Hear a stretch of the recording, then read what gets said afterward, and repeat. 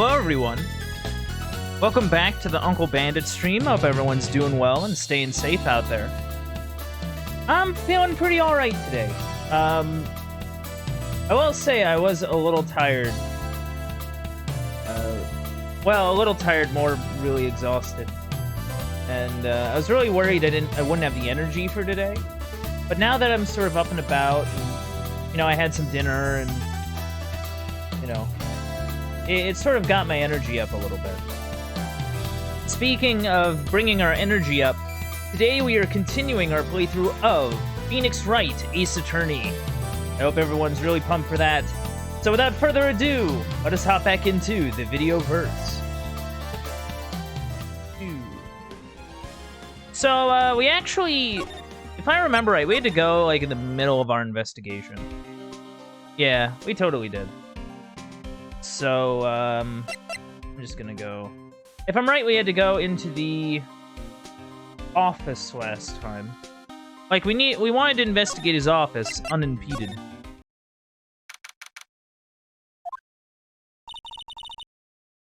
Here it goes, Mr. Wright. I gotta remember I do voices.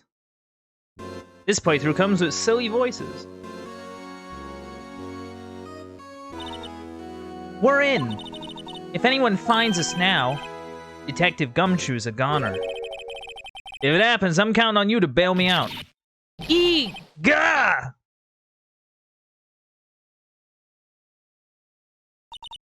Sorry, I thought you were a ghost. I didn't even know you could slap a ghost. Ah! Detective Gumshoe! Detective Gumshoe! Can I remember? What are you doing? What are you doing sneaking up on us like that? I wasn't sneaking. I was just worried something might go wrong. So I came too. If you're here, then what's the point in giving us your ID card? Gumshoe's ID crushed and rendered unusable in pocket. Hey, don't do that to my card.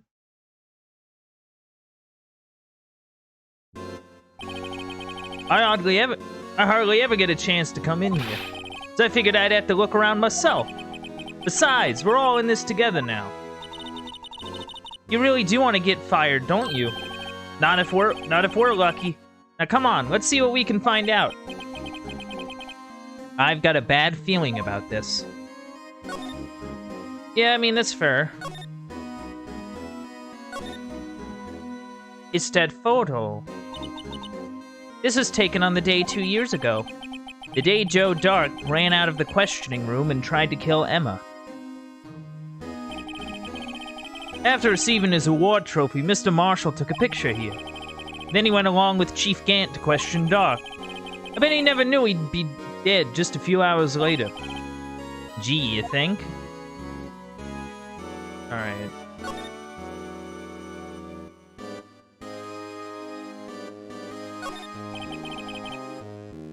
This is a safe, isn't it? Safe?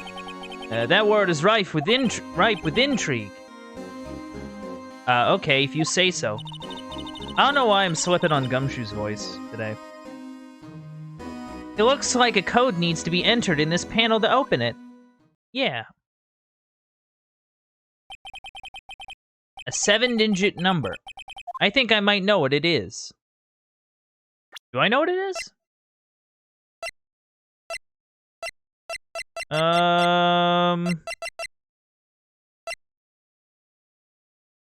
Aha!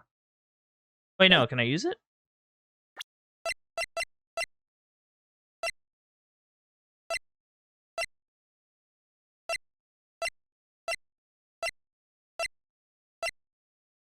Do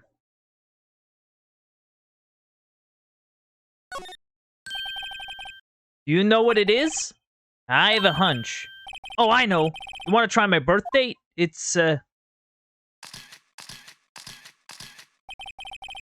have a better idea. Here goes nothing.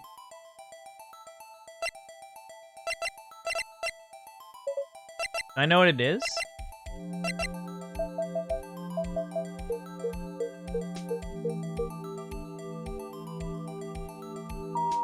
Oh, hey. Yeah, okay. Bingo. What number did you enter? Whose birthday was that, pal? 7777777.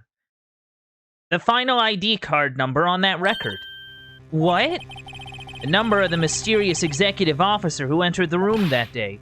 You mean 7777777? That ID number? I think you're 1-7 shy this time. This can only mean one thing. That's Chief Gant's ID number. Say, anyone care to look inside? Give me like half a second. Wow, look at the size of Chief Gant's desk. Speaking of that, when we were here earlier... Oh, it's you two. Chief Gant. He put that paper he was reading in his desk. I wonder what he was reading. This looks like a list of evidence. A list of evidence? In most cases, the list runs twice as long as this, though. Hey, look at the case name. Huh? SL9 incident. I wonder what this is doing here. Hold on, detective. What did you just say? I said, I wonder what... No, about evidence lists. Normally they're twice as long. That's right. I guess there wasn't a lot of evidence. A half-sized list of evidence. The list of evidence. It seems too short. Most lists run twice as long. What would the other half of the list be doing here? I knew it! The chief must be hiding something about that case. It would appear so. Huh. Is there any money left in there? How much does he have stashed away? Look, it's, shard from a broken cup. This somehow looks familiar. Where have I seen this before? There's something else in here, too. What's this? It looks like a piece of leather cloth. Whoa. It's a handprint. This is a handprint, isn't it? Hey, I saw someone wearing a shirt like that once. Do you think the chief made up that design? I don't think so. Oh. Well, it was just a thought. Is that it? Is that all that was in the safe? Apparently so. It's empty now. A piece of cloth with a handprint on it. And a broken shard from a cup. They look like pieces of evidence. Yeah, but unless you can prove they have something to do with this case, I'm afraid I can't just let you take them. After all, it's my neck on the line here. Great. Now I have to prove their relevancy to get them. How are these two items related to the SL9 incident? Come on, there's gotta be something we can show the detective. Oh yeah, hey, we have a pot. That pot, we have like 12 million pieces of evidence. Holy cow. Detective Gumshoe, could you have another look at this jar? I remember when when the three of us put that back together. Ah, those were the days. It's kind of early to be nostalgic. Wasn't this jar a piece of evidence from that case? That's right. One of the shards had an SL9 incident sticker on it. Doesn't this ring any bells? You know, that fragment we just found? You mean this one? That was in the safe? The one that was in the, you know, whatever. Yeah, that one. That was in the safe. Now that you mention it, it's ringing a lot of bells. Let's see if it fits. Yeah, let's do it. Here, let me see that shard. I'll take a crack at this. Go ahead, pal. Show us what a rookie can do. Mr. Wright, here's some glue. If I can piece this together again, it'll prove Chief Gant was knowingly hiding evidence. Here goes. Okay.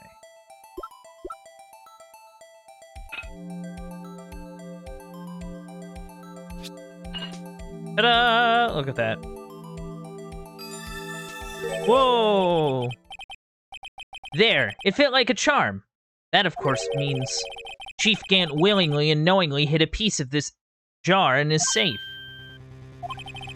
In other words, he concealed a piece of evidence from the SL9 incident. But, hey guys, get a load of this! What is it? This piece you just attached. It's different from the others.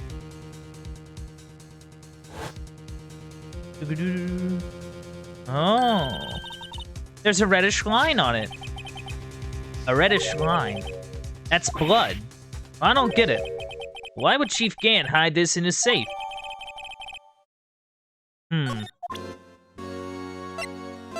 Anyway.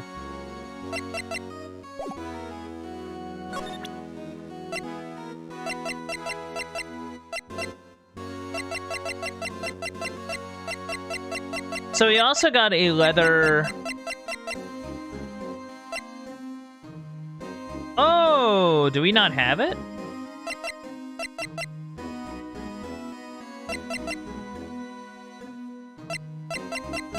Oh, I thought we would have taken it.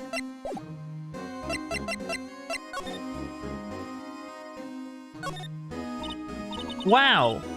Look at the size of this desk.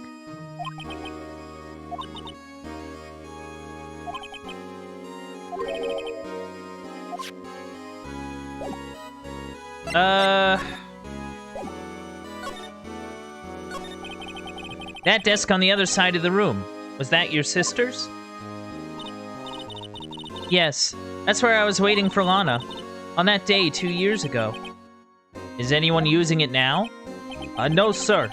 This is entirely Chief Gant's office now. He practices a strict policy of preserving the crime scene. That's a strange reason to leave it there. He leaves it as a warning to anyone else. He wants us to always be alert. He told us so himself at our New Year's party. Of course, he was pretty intoxicated at the time. I see. So ever since Lana left, no one ever touches that desk? No one except Chief Gant, and the cleaning lady who's in here each morning. Still, 2 years have passed since that incident. There can't possibly be any clues remaining.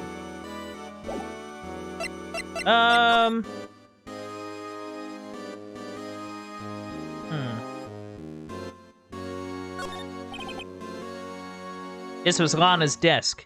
It sure is tidy. Lana's always been a meticulous cleaner. There's not even any dust on it. Looks like someone's still keeping it clean. Has Lana ever come back here? No. Chief Gant must still keep it clean in memory of their partnership. They were the stuff legends are made of. Does he keep it in memory of her, or in memory of the crime?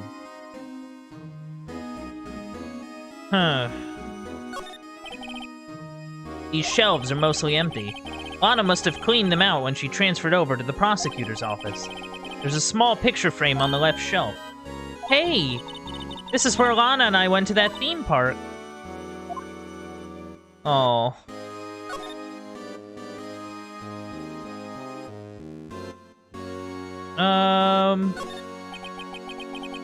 This is the real deal, isn't it?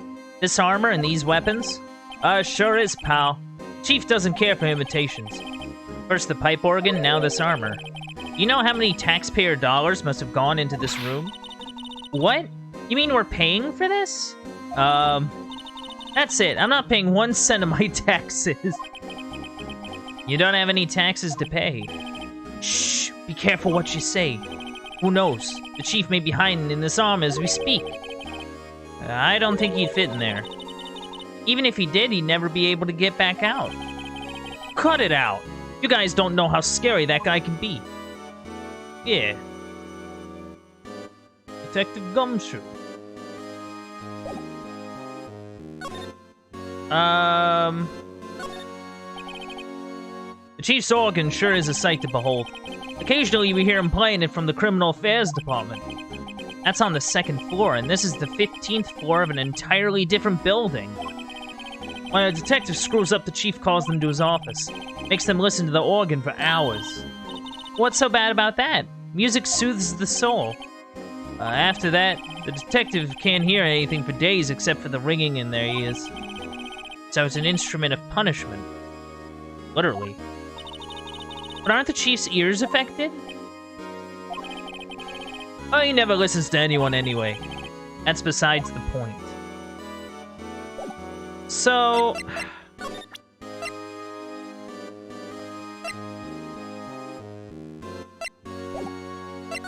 I mean, maybe we can talk to old Edgeworth?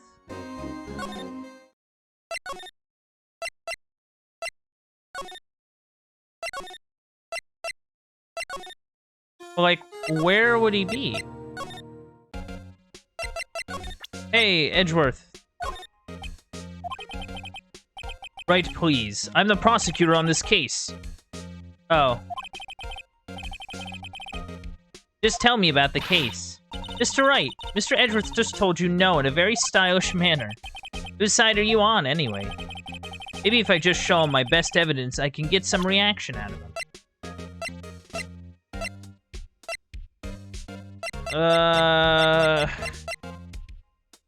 Man. I'm going dummy. Man. So, like, we got the pot. For some reason, we didn't take the leather with us. I find that weird. Like, it's straight up not in our evidence.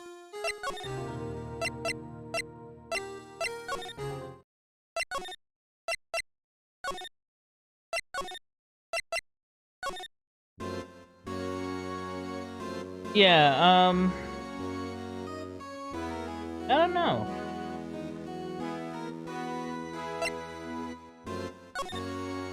Like, I don't have it. See, that's the problem. I don't have it in my inventory. Like, is it still in there? This is the safe, isn't it? Safe. Yeah. Well, the thing is that I wanted to use the fingerprinting set on the leather glove. I mean, hey, Gumshoe, can I please fingerprint the thing? Detective Gumshoe, I'd like you to have a look at this. Hey, I know what that is. So, you want to take some fingerprints? That's a great idea, Detective. Well, all right, go to town. Sheesh. What are you doing? Why are you sticking out your hand like that? Go ahead, take my fingerprints. It's not your fingerprints we want to take. Huh? Come on, this isn't the time for jokes. We're talking about that cloth we found in the safe. Oh! I knew that. The one with the handprint on it, right? Sheesh, where's your sense of humor? Oi. Okay. Let's check for prints.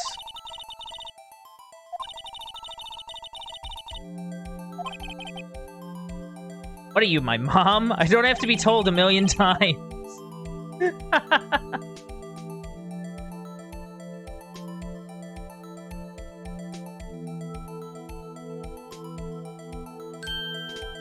It's a little smudged. Yeah. But it does look like we'll get clear result from this print.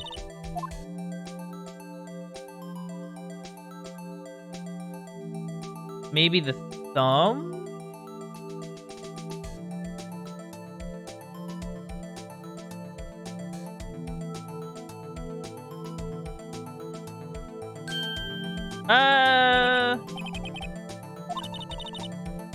Yeah.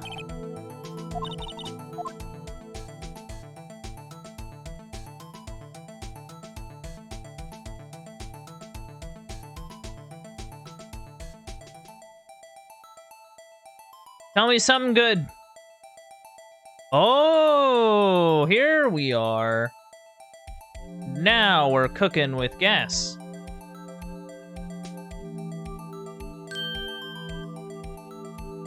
All right.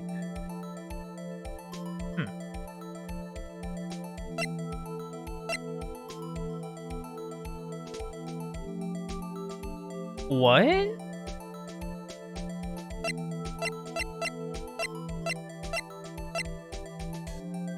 Why is her handprint on it?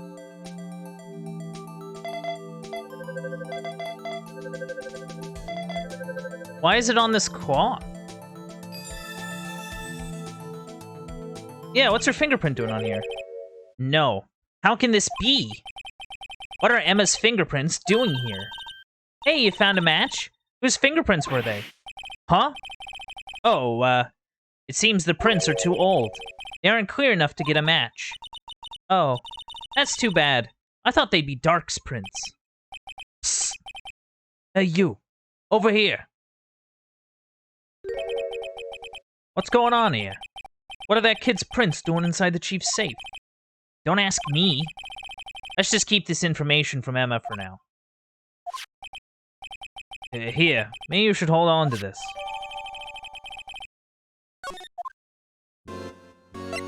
Tell us about the chief, why don't you? Can I ask you something? Sure. You only came here to look around, right? Because it's one of the SL9 crime scenes. I mean, that's the only reason for coming here, isn't it? Why do you ask? You don't think... Nah, you wouldn't be... No. No, there's no way. Never mind. Don't worry about it. Okay. Now then, let's look around a bit more. Hey, hold on! Not so fast, buddy! Huh? What is it? When someone tells you don't worry about it, it's supposed to start bothering you, pal. You don't just let it go with that. Sorry. This guy's starting to get on my nerves. Okay, so what's bothering you? You two don't think Chief Gant might be a suspect, do you? What?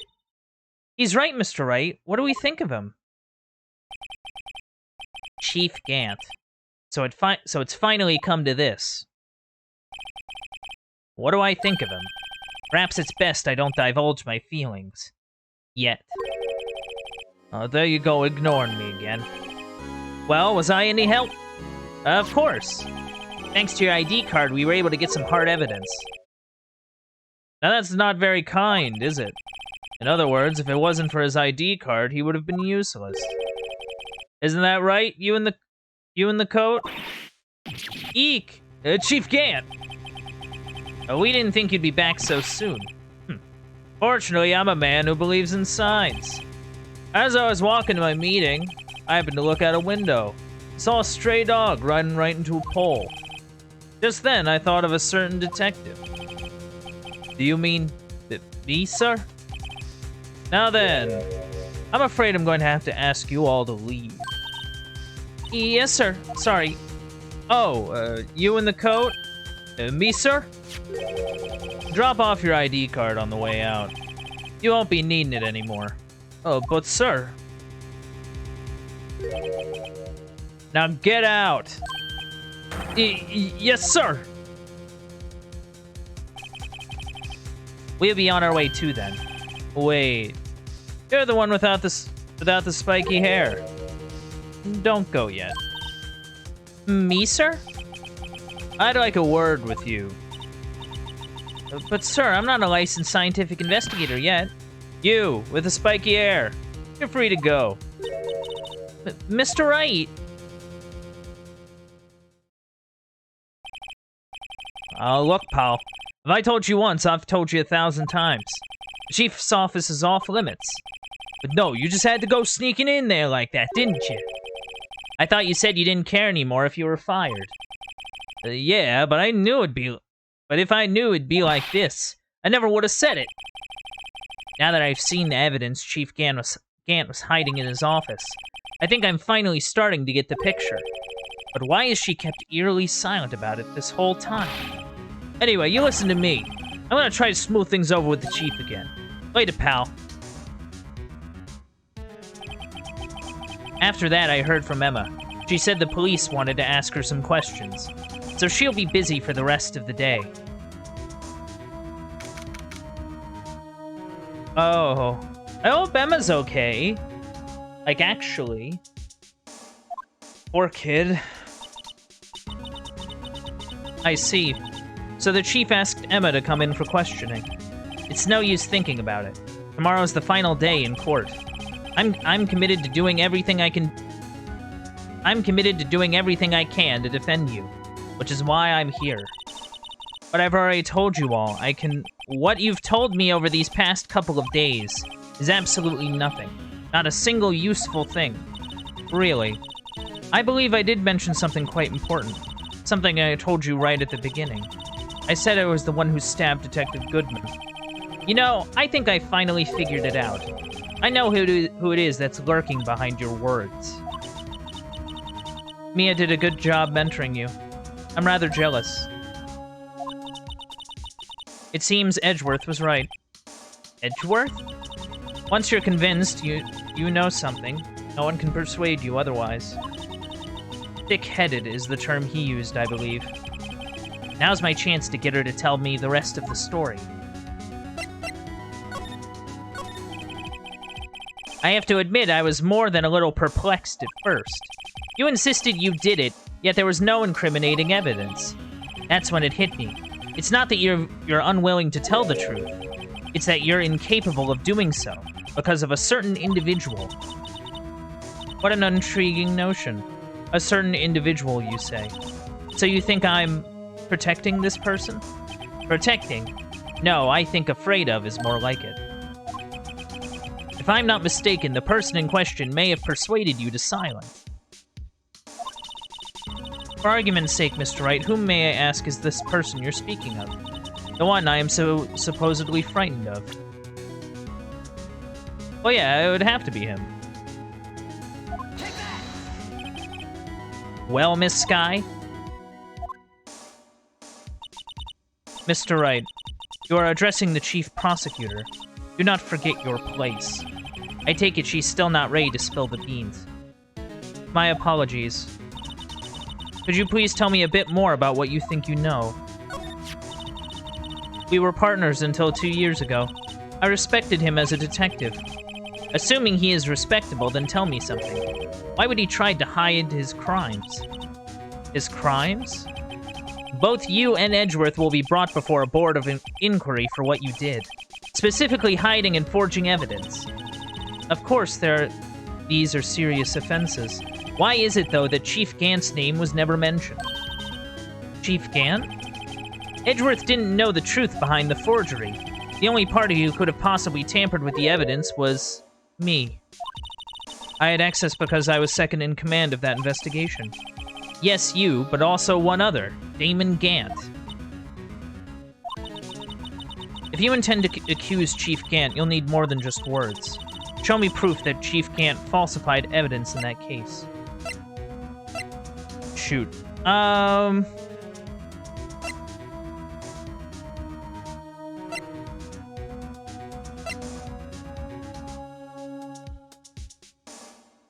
Would it be the evidence list, or the cloth, or the vase? I want to say it's the evidence list, because that would indicate that, like, he took the evidence list and ripped it in half. Like, he actually took stuff away from it. At least that's what I think that would indicate. Admittedly, the jar makes sense, too, because, like, we found a piece of it in his safe.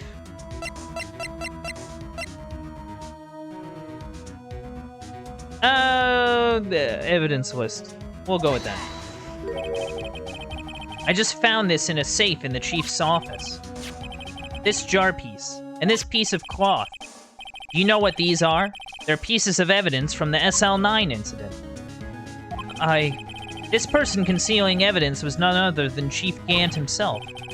Now tell me, why are you taking all the blame for him? Touché, Mr. Wright. It's as you surmised. I cannot disobey the Chief's orders, even if it means being found guilty for murder. Why not? Come now, Mr. Wright. You can't possibly expect me to be able to tell you that. 3 days ago, I had no choice but to cooperate in the murder of Detective Goodman. Or perhaps I should say follow orders. Yes, that's more accurate than cooperate. Although I can tell you the details. Can't tell you the details. I can say that I was given an order that day. I need you to dispose of Bruce Goodman's body. You'll find it inside the trunk of Mile Edgeworth's car.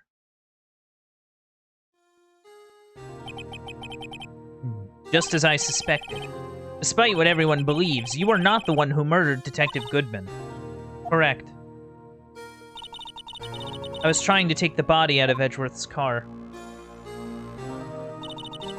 The trunk's lock was broken, and I discovered that murder weapon while inspecting the body.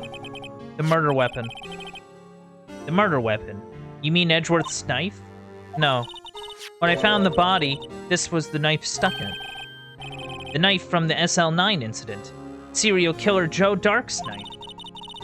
I couldn't just leave that knife in him. So I took it out and stabbed him with another knife. That would be Edgeworth's knife? That's right. Even though he was already dead, my hands were shaking at the thought of stabbing him. That's why I ended up cutting my hand. And that is the reason for the bandage on your right hand. Yes, it seems that I got blood on the victim's shoes as well. And then she saw me just as I plunged the knife in. Miss Starr, huh?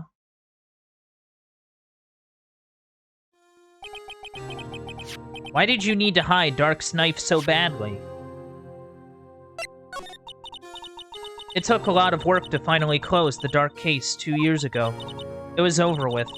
I didn't ever want it to be opened again. My intent was to prevent that by whatever means possible. So, you hid Dark's knife? The weapon used to stab the detective was evidence in the Joe Dark case.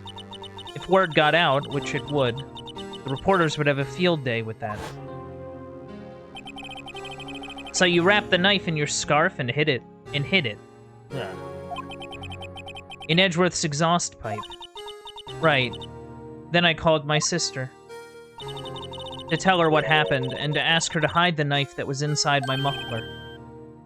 You asked Emma? I didn't want anyone on the force to know about this. That would explain why Emma is so confident. About Lana's innocence. Speaking of phone calls, I had a bad feeling about one of them that day. A bad feeling?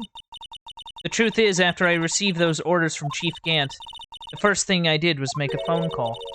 A phone call to Patrolman Jake Marshall. Oh. To Marshall? Why on earth would you call him? The lead investigator for the SL9 incident had been murdered. I wanted that fact to be kept hidden, and I needed help. He was the only other person I could trust. Or at least I thought I could trust him at the time. However, it seems that after I spoke to him, he went off on an escapade of his own. Oh, you mean, not wanting the case to die, he decided to take things into his own hands. He disguised himself as Detective Goodman and tried to steal the evidence. He had already stolen the ID card, but it seems he still hadn't made up his mind to break into the evidence room. Huh. After my phone call, any remaining doubts he had must have disappeared. So your phone call caused the incident in the evidence room? Huh. Interesting. I'm afraid that's all I can tell you. But Lana, you've earned my respect, Mr. Wright, both as a defense attorney and an investigator.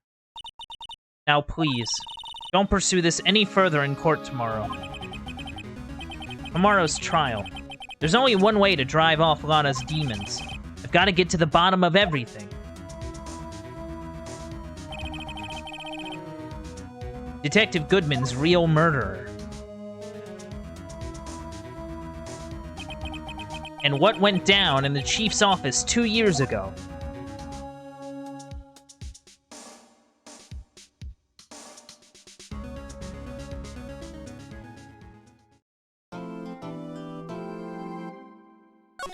Gonna save the game. Man. Things, the final day. Trial former. Oh, this is a two-parter trial, folks. Gotta take a quick drink here. Keep things, you know, good.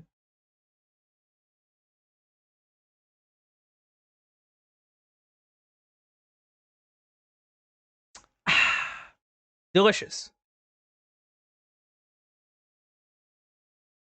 All right, let's keep this train rolling, chat. Keep it rolling. I already saved.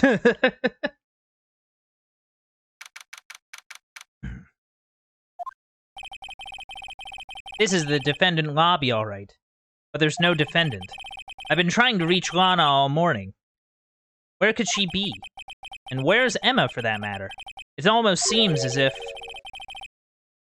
something's been happening behind the scenes. Oh, it's Edgeworth. Edgeworth. Knowing you, you've already figured it out. who the owner of the 7777777 ID number is, that is. Well, I have a pretty strong hunch. Looks like I'm not the only one who's figured it out.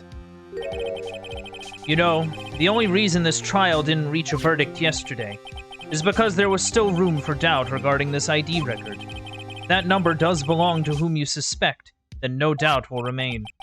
After all, he hasn't been officially charged with anything. True. Not yet. In any event, once all doubt has been removed from that list, I can call for a ruling. 5 minutes, Wright, and Chief Prosecutor Skye will be found guilty. But she didn't do it. I figured you'd say as much. That's why I came here, to hear what you have to say. This is the first time he's ever done something like this. Huh. Lana's hiding something, and the only way we'll ever know the truth is to draw it out of her. The truth? Everything goes back to the SL9 incident. Don't be stupid. Today's the last day of the trial. We don't have time to reminisce about the past. That depends on you. If she's found guilty, you'll lose your only chance to find out what really happened. I'll think about it. See you in court, Wright. Interesting. This is it. If I'm ever going to find out what Chief Gant has on her, it's now. That's the interesting thing, I think. That's interesting that Edgeworth kind of approached us and went, hey, like, what do you think about this whole thing? Because maybe Edgeworth has sort of his own questions, maybe. Like, he's also kind of thinking about some stuff. Court is now in session for the trial of Miss Lana Skye. The defense is ready, Your Honor. The prosecution is ready, Your Honor. Normally, this is when the prosecution puts forth its opening statement. But before that, the police chief has a proposal to make. Chief Gant.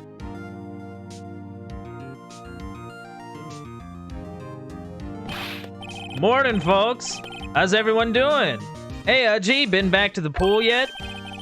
No. I've been drowning enough as it is in my work. Oh, that's a good one. Don't think I can top that.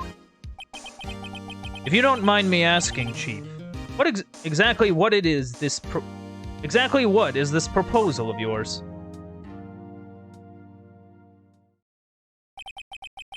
Lana, that is to say the defendant, has asked me if she could speak directly to the court.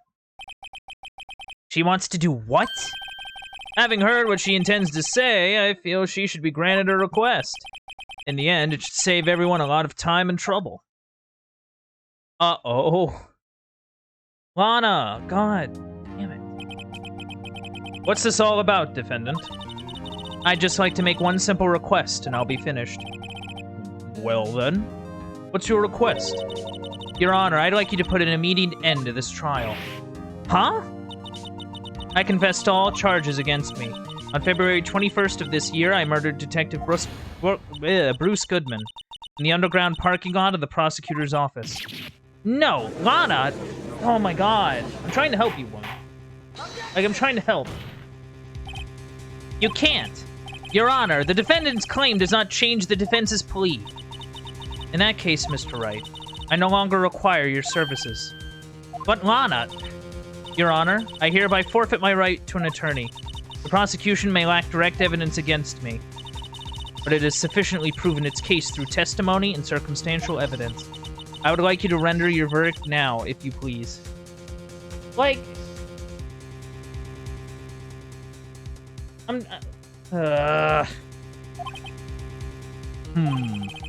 Well, the defendant certainly has the right to self-representation.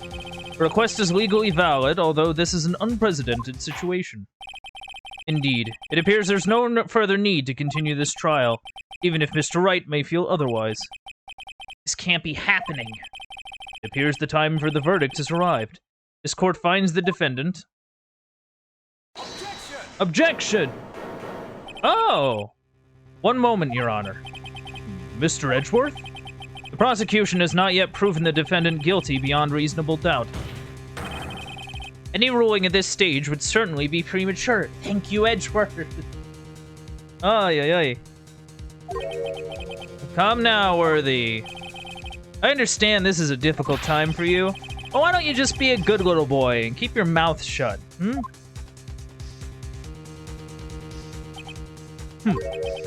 I don't think I care for your tone, Chief Gant. What? Creating another fabrication to cover up your past mistakes. Sorry, but I'm no longer a naive little boy you would have me be. Oh, wow. With this sudden confession from the defendant, it's obvious to me some kind of deal was struck behind the scenes. Some kind of deal, Not everyone operates as you do, Worthy. I thought so. Your Honor, the prosecution would like to change its first witness. Oh? To whom? As its first witness, the prosecution would like to call Miss Emma Skye. I request the court hear her testimony. Here's her testimony. Mr. Edgeworth, I am exercising my right to self-representation. I don't think we need to continue. I don't care what you think, Miss Skye. Oh, man. Oh, my God. The cojones on Edgeworth today. I appreciate it, honestly. The exposure of truth sometimes results in tragedy. However, no matter how tragic the truth may be, it would be an even greater tragedy to avert one's eyes from it. Very well. The court shall grant the prosecution's request. That's okay with you, right, Chief Gant? Worthy. You'll live to regret this. Mark my words. Miss Emma Skye, please take the stand. Looks like Edgeworth has decided to take the horse by the reins. Now then, witness, please state your name and occupation. My name is Emma Skye. My occupation? I'm Lana's little sister, and I want to be a scientific investigator. 2 years ago, you encountered the serial killer Joe Dark of the Joe Dark killings. Is this correct? Yes. I'm trying my hardest to forget about that, though. I'm sorry, but I'm afraid I'm going to have to ask you to recall those events one more time. Mr. Edgeworth, please remember this trial concerns the murder of Detective Goodman. In an incident that was resolved 2 years ago... Is an incident that was resolved 2 years ago really all that relevant? Yes. Yes, it most certainly is. Well, okay then. You're like, alright, whatever. He sure gave in fast. Now, please testify about what happened to you 2 years ago. The trip to yesteryear has finally begun. It's bound to lead to the truth behind this trial. But, like, Phoenix, are you allowed to, like, still be here? Like, actually? Because I think Lana, like, kicked you to the curb. I didn't... Whatever. I was waiting in my sister's office that day. A man came running in and took me hostage. Neil Marshall rescued me. But I'll never forget what I saw in that instant. The man raised up his knife and stabbed Mr. Marshall in the chest. It's a good thing you weren't harmed. I passed out. I don't remember much. That's understandable. However, please tell me, Mr. Edgeworth, what does this testimony have to do with Detective Goodman's murder? That will soon become apparent, Your Honor. You've got to admire him for his courage, considering he has no evidence. Very well. The defense may begin its cross-examination. You know, I wonder if this has anything to do with that resignation letter. Like, Edgeworth is sort of like, you know what, I plan on resigning anyway, like... You know, what are they gonna do, fire me? Like, you know what I mean? Like...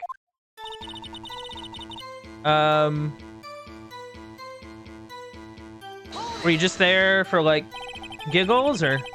2 years ago, the defendant was a detective at the police department, correct? Yes. She was second in command under the Deputy Chief of Police Gant. My sister. She was the best detective ever. Yes, I remember. Detective Chief Gant and Miss Skye used to be quite the pair. I believe they shared the same office. That's right. Now, I'd always sit at my sister's desk and dream about playing that organ. I wanted to play it that day, too. The police department and the prosecutor's office held a ceremony that day. Lana promised to take me to dinner after she finished her work. Alright, we...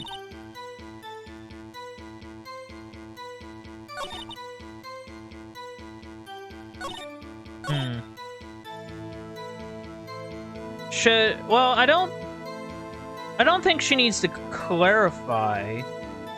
Because, like, we already know this is the Joe Dark killings guy. It's like the Joe Dark guy. And then Neil Marshall came in.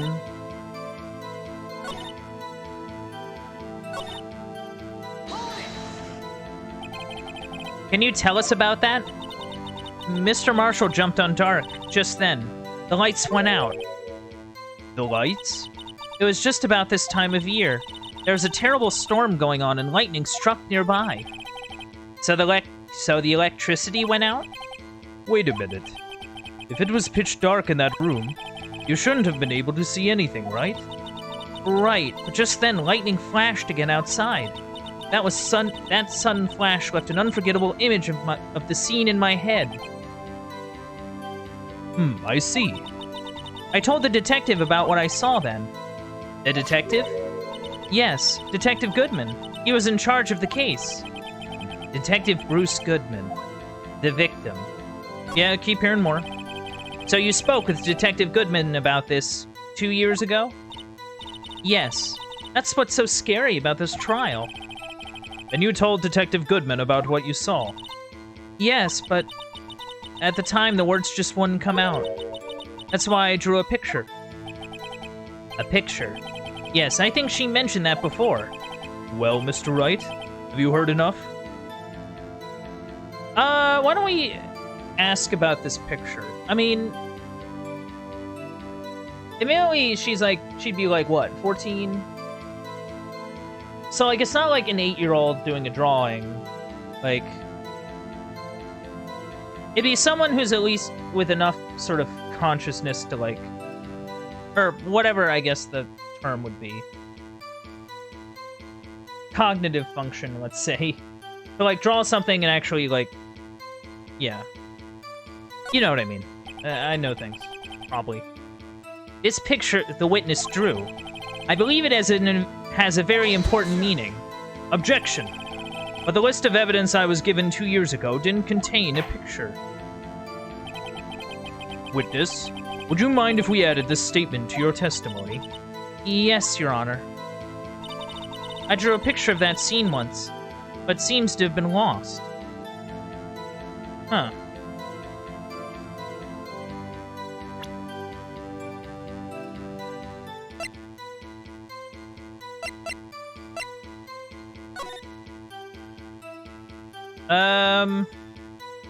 I can't check the evidence list.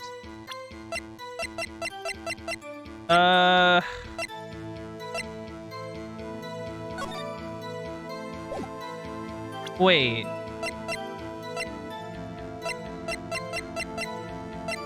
Wait a second. Why can I rotate this? Like, if it was just like a list of stuff, it would just show a thing. Oh! What? Yeah, that's... I thought it was weird that I could just kind of see it in this 3D mode. Because, like, if it was just a list of stuff, it would just be, like, the case folder. Like, the incident files here, where it's just kind of text on black background. But no.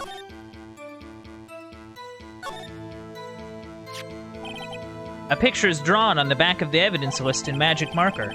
I've got a very bad feeling about this.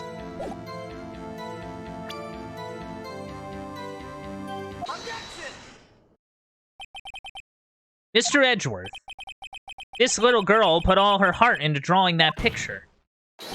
And yet you would insist on denying its existence. Huh? Hey, I'm not the bad guy. All I'm saying is that, as the prosecutor for that case, I wasn't handed such a picture.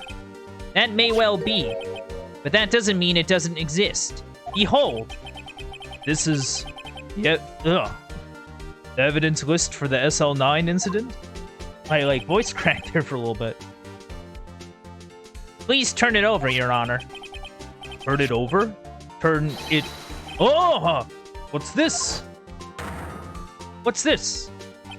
A drawing on the back. What's this? Yes, what is that? Hey, that's it. That's the picture I drew. Indeed.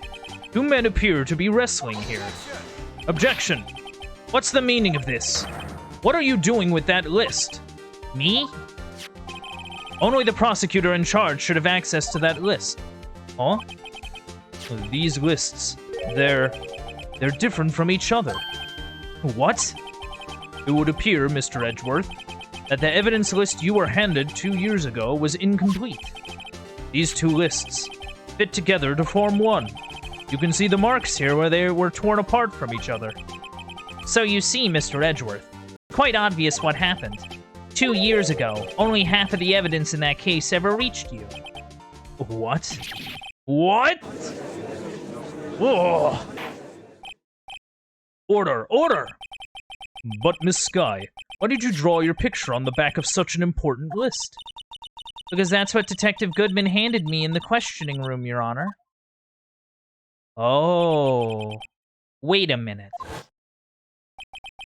If this list was torn in half, then that means... Your Honor, are you all right, Mr. Wright? Your eyes are bulging from your head. If the evidence list was torn in half, then there might be more of the drawing on the back of Mr. Edgeworth's list. Yes, that's quite conceivable, Mr. Edgeworth. It's possible. Let's see. Is something wrong? You even have to ask? He's so angry. Sorry, Your Honor. There is indeed something drawn on the back of my list. It's that thing.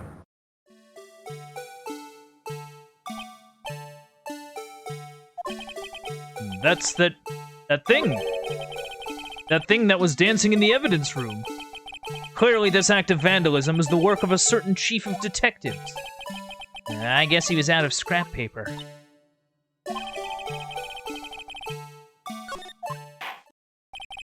Very well. Witness, will you please testify about this picture you drew 2 years ago?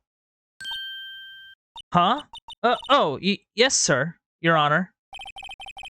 What's wrong with Emma? She seemed to be thinking about something when she was looking at that picture. At the picture. Ugh. Yeah, my voice kind of cracked there a few times. That's worrying.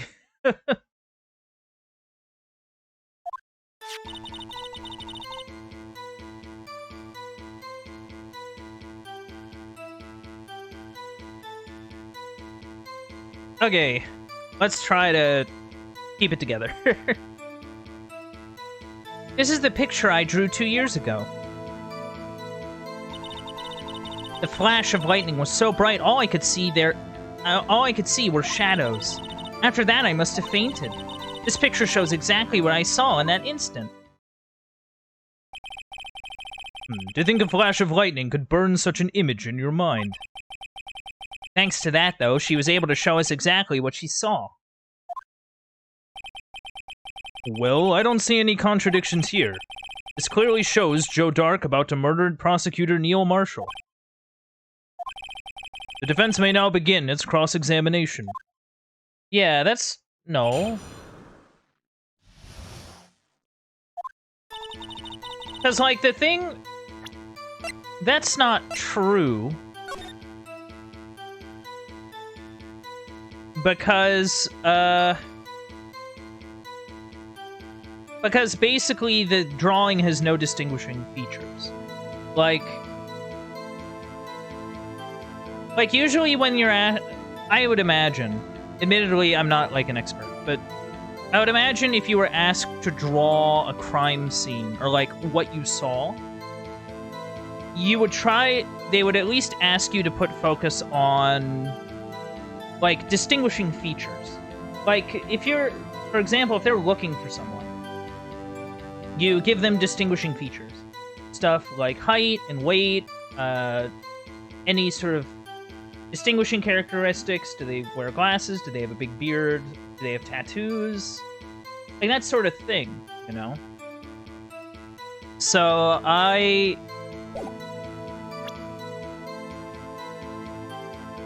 So that's kind of where I'm at with that.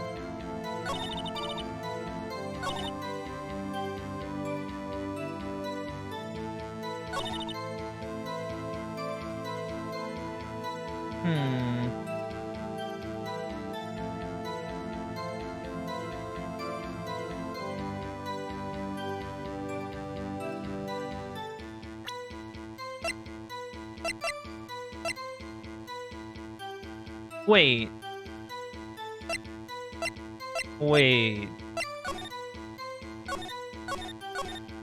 Alright, that's just the investigation. Okay.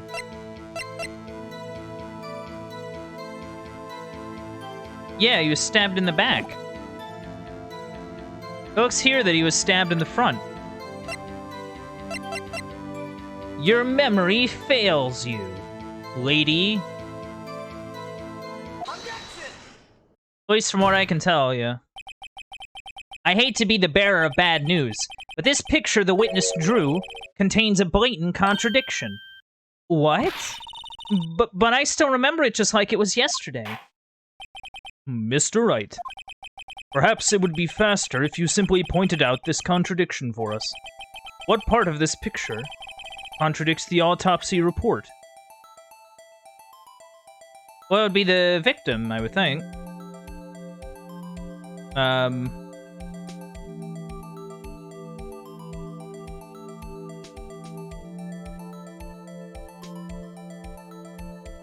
Yeah, it would...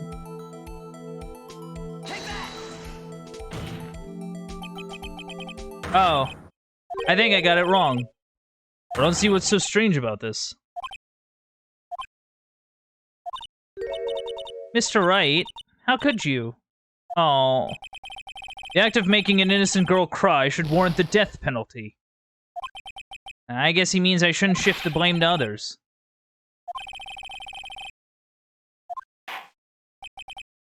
Alright. Take 2. The autopsy report. Wait.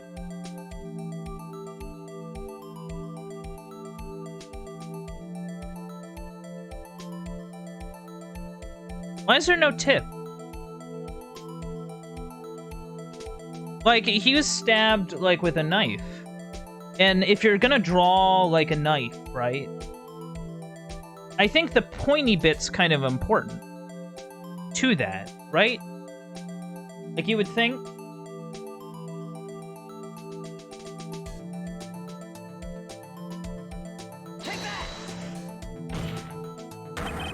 The contradiction, of course, lies here.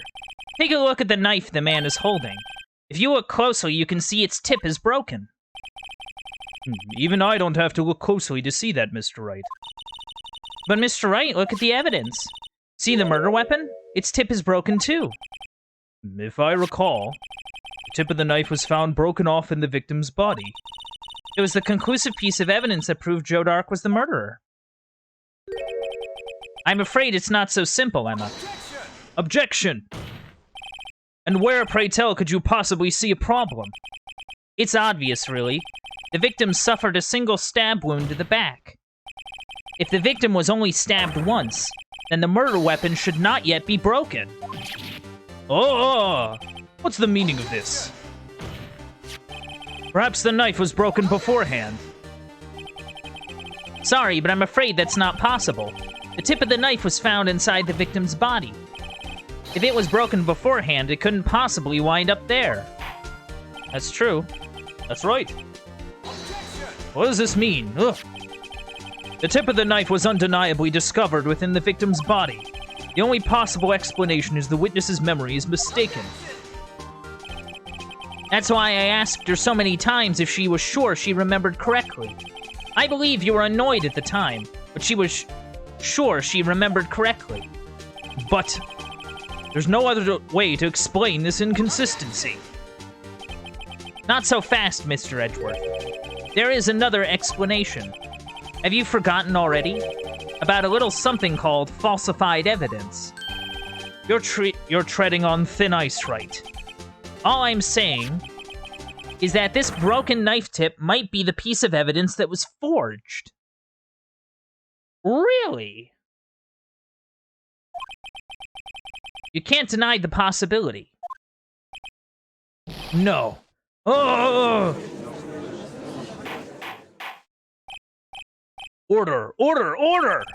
Are you saying the investigation really was corrupted? Your Honor, please allow me to once again go over the events that took place the day of the murder. The police department and the prosecutor's office were holding a ceremony that day. After receiving the King of Prosecutors award at the ceremony, Neil Marshall questioned Joe Dark along with Damon Gant. During his questioning, Joe Dark fled the room. Prosecutor Marshall chased after him and was killed by Dark. It is my belief that somewhere in this story, there is a lie. I'm not lying. The man really was holding up a broken knife. If that's true, then there's no other way around it. This could not have been the actual murder weapon. There must have been another broken knife. What are the chances of there being two broken knives? Another broken knife besides Joe Dark's. Could there have been one? I think they mean the statue. Because, like, remember... See, because I remember pointing this out. Like, the sword is there, and now it isn't. And... the tip's broken off. First, it might be... Oh, but then...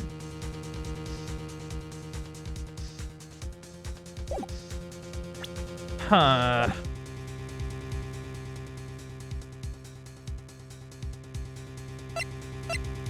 I want to say, yeah.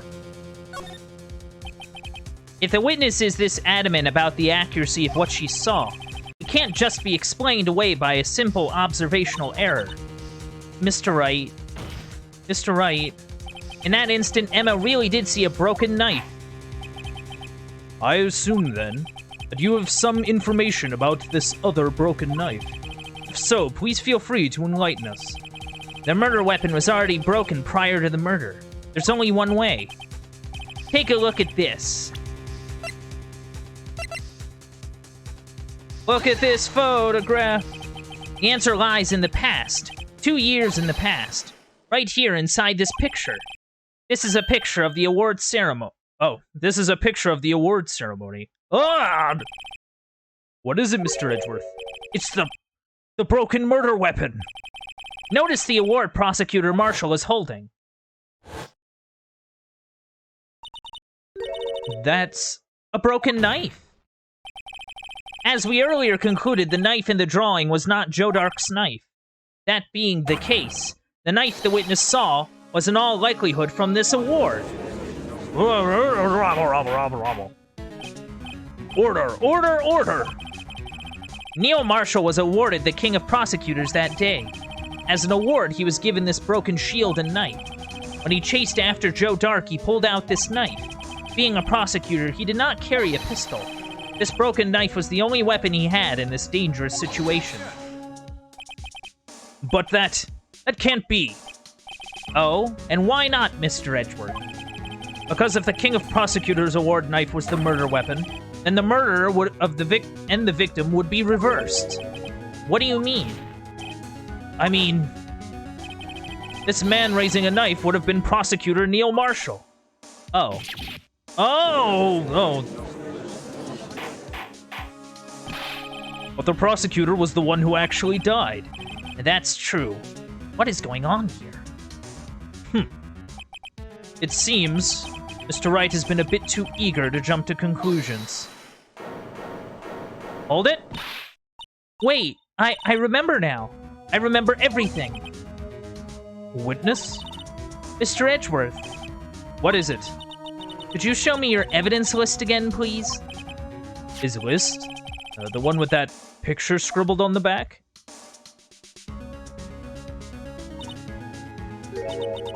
I knew it.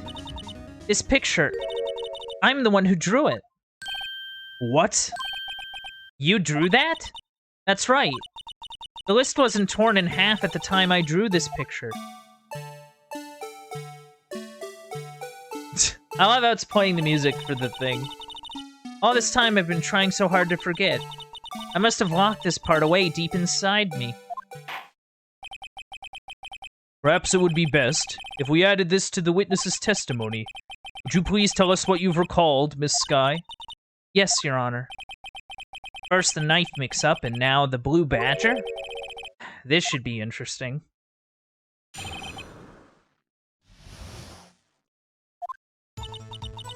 When I saw that man raise his knife, I panicked and rushed toward both of them. I think I knocked away the man with the knife.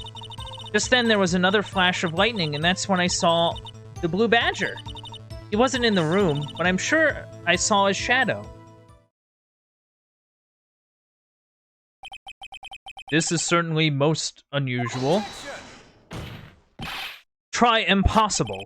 The chief of detectives hadn't even designed him until this year. That would mean he didn't even exist 2 years ago. Yes, well, the defense may now begin its cross-exam... Stop, please. Don't pursue this any further. Lana, what's the meaning of this? Please remain seated in the defendant's chair. But you can't do this. I've already confessed to the crime. Why can't you just leave it at that? Chief Prosecutor Skye. We've already come this far. It's too late to turn back. Silence! The defense will now begin its cross-examination. Bailiff, please detain the defendant. Seems we're finally getting to the core of the matter. So I guess they just let Phoenix continue because, like, I guess the judge kind of saw, like, the defendant was being a little... like, something was up, you know? So he decided, we're just gonna ignore you, or something, I don't know.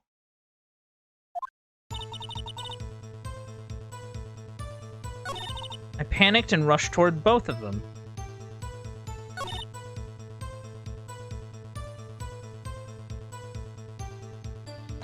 Alright.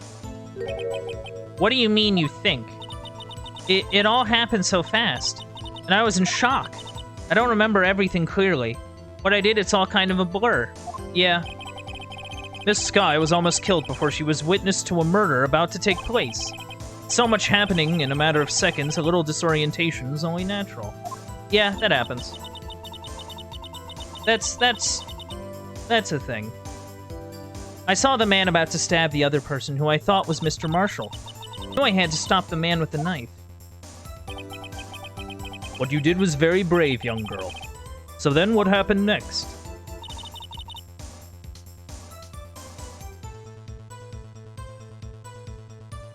See, this... okay, so... there's clearly a contradiction, right? The Blue Badger didn't exist back then. It's just proving that contradiction. Like... and we know that she's not, like, bold-faced lying. She was actually there. We knew that she was actually there. We knew something actually happened. So if it wasn't the Blue Badger, maybe it was something that looked like him, maybe? That'd be my guess. Are you sure about this? Of course. See? I even drew a picture of him here. But it was the chief of detectives who thought up this hideous beast. And that was just this year. The Blue Badger didn't exist 2 years ago. This is all quite verifiable. I know it sounds strange. I was surprised too when I saw him at the police department. I had this nagging feeling that I'd seen him before somewhere. Now I finally remember. Oh, brother. Just when you thought that thing had caused enough commotion. Tell us, where in the room did you see him dancing? He wasn't in the room. I'm sure I saw his shadow.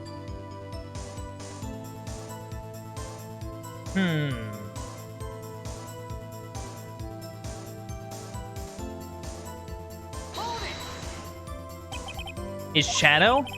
So you mean you didn't actually see his face with its winning smile and all? Oh, that's right. But I still remember it. He had 3 creepy horns. This is pointless. That thing couldn't have possibly existed 2 years ago. The witness must be mistaken. That may well be.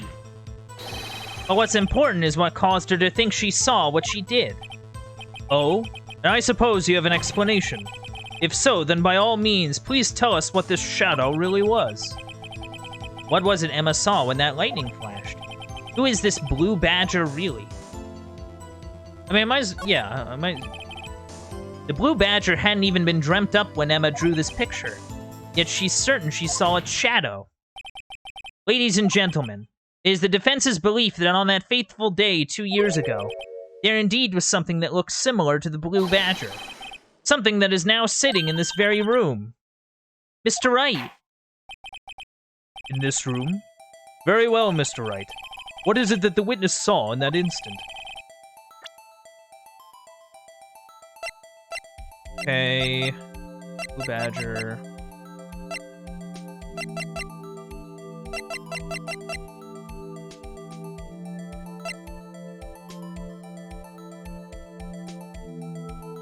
The jar?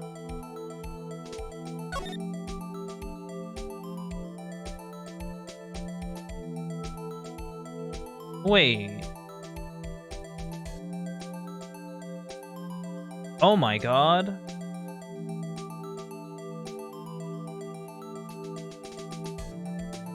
Oh my god.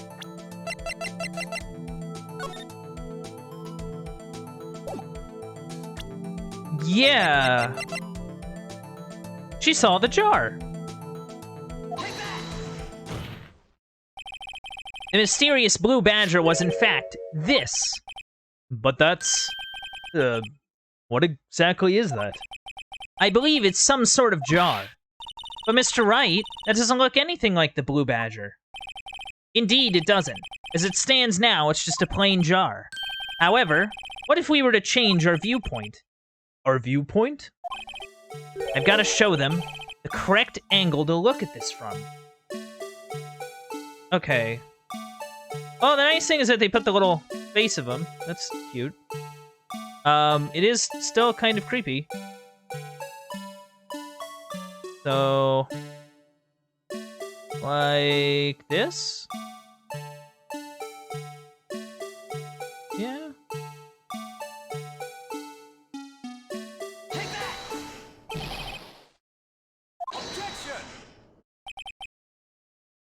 Yes, I'm trying.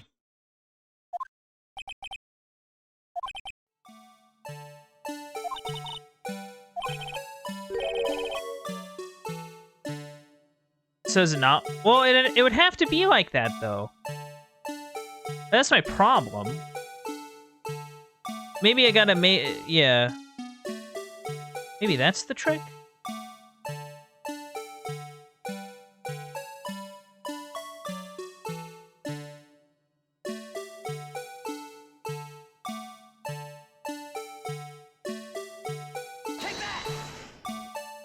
There we go. Well, is this a miracle or what? No one can possibly deny this jar resembles the blue badger. Whoa. Dang crazy blue badger. No, it can't be! Order! Order! The defense has proven its claim. The mysterious blue badger witnessed on the day of the crime was actually this. Although we all enjoyed Mr. Wright's dramatic performance, one question remains. What's your point? What do you mean? So that badger thing was actually just a jar. That doesn't change anything. I'm afraid that's where you're wrong, Mr. Edgeworth. You see, this changes everything. Indeed? Very well then.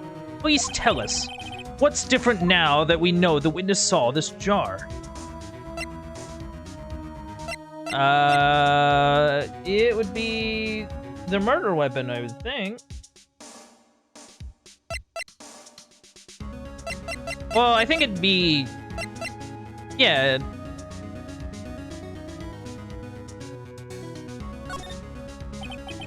Allow me to take these in turn. At the moment of the murder, the witness saw this jar. At a very specific angle, I might add, Mr. Wright. Yes, well, knowing this, where could she have seen this jar?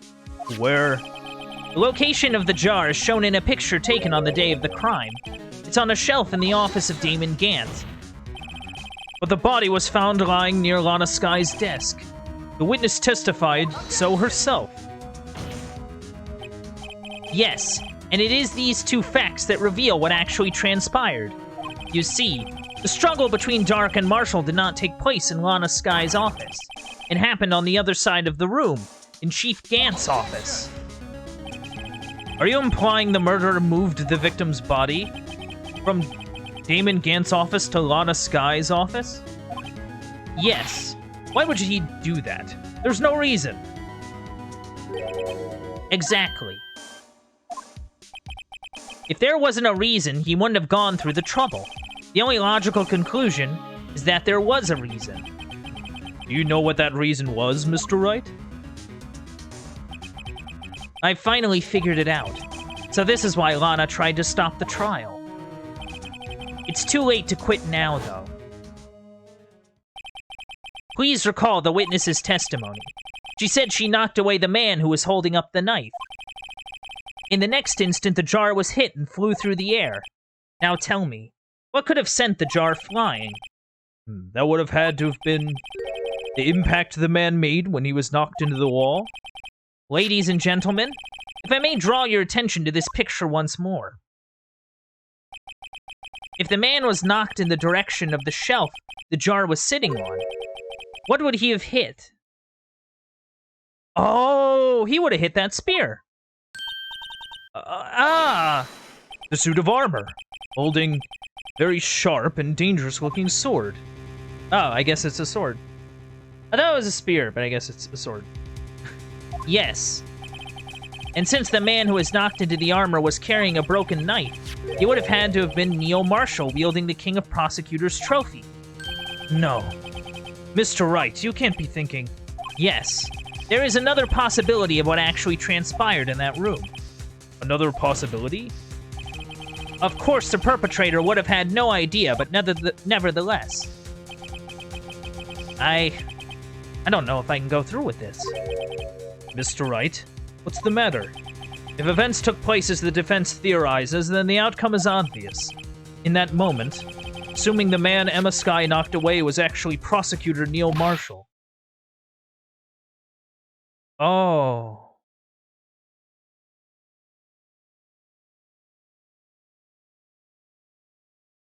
Oh no.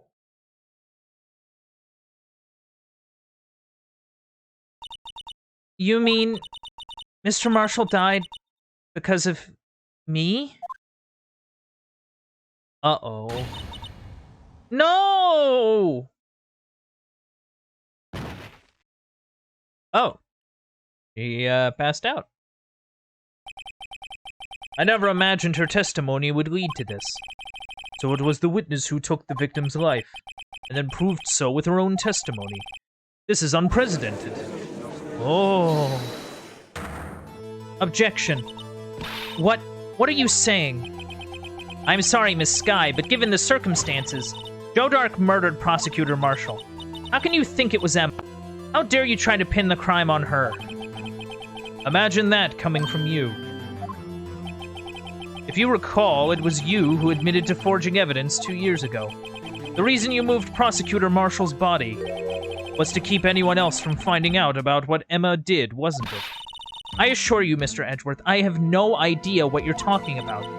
If you hope to have anyone believe your insane allegations, I'm afraid you're going to have proof.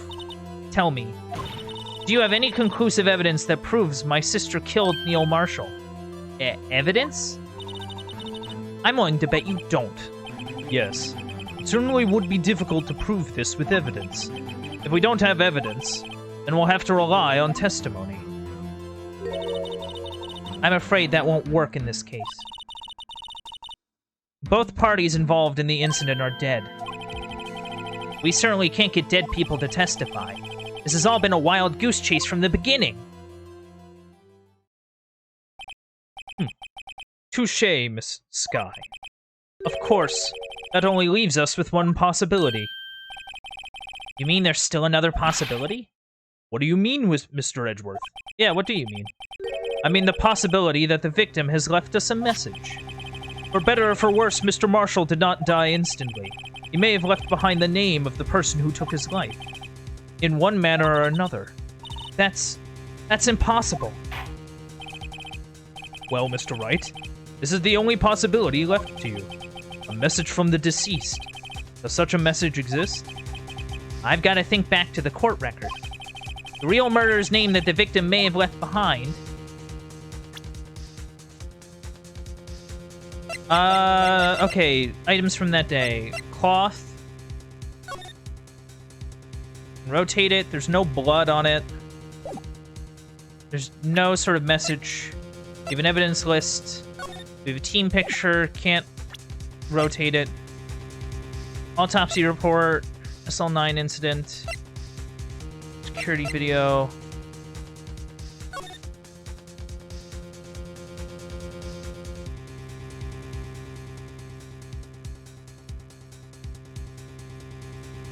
Wait. It's not a splatter. Like, that's the interesting thing about this. It wasn't like a splatter of blood. Like, it wasn't like it shot out. It looks like it was sort of applied, maybe? Like, if we're assuming that he left a message, right?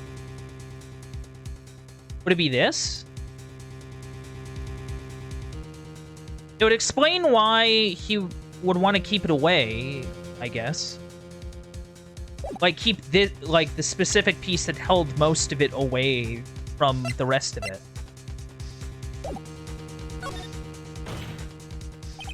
This message from the deceased is already in our possession. Mr. Wright, will you stop at nothing to prove my sister a murderer? Do not be mistaken, Miss Sky. Our purpose is not to accuse Emma of any crime. There's only one thing we seek, the truth, no matter how painful it may be. Now then, Mr. Wright, please show us the piece of evidence that conveys a message from the deceased.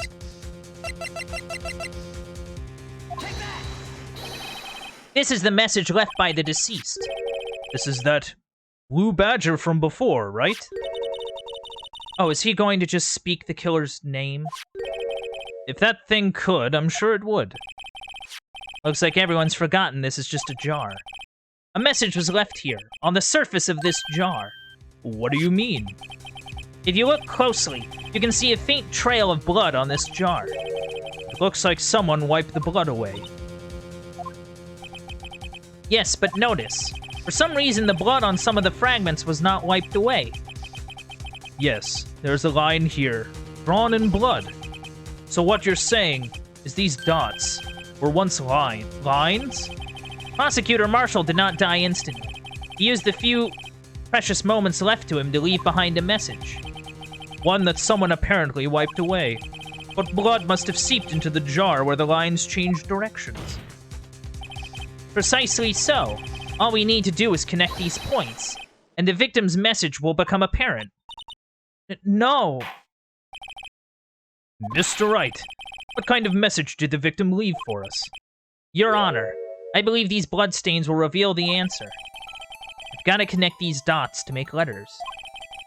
There's only one thing the victim would have written given the circumstances. His murderer's name. Oh. Oh, that's cool. It turns red. Very nice. Very cool. Oh, I actually can't connect the either.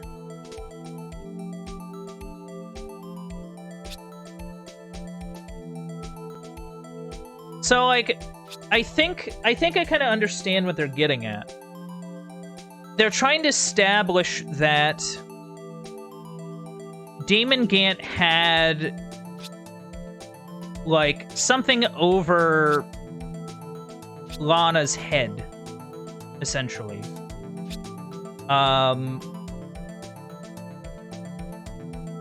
To basically convince her to hide a body, from what I'm understanding. Like, he had dirt on her, in a way.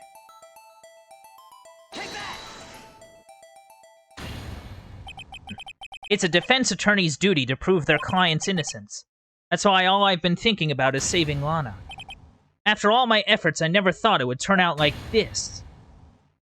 Oh. Emma. So this is the final message Prosecutor Marshall left behind.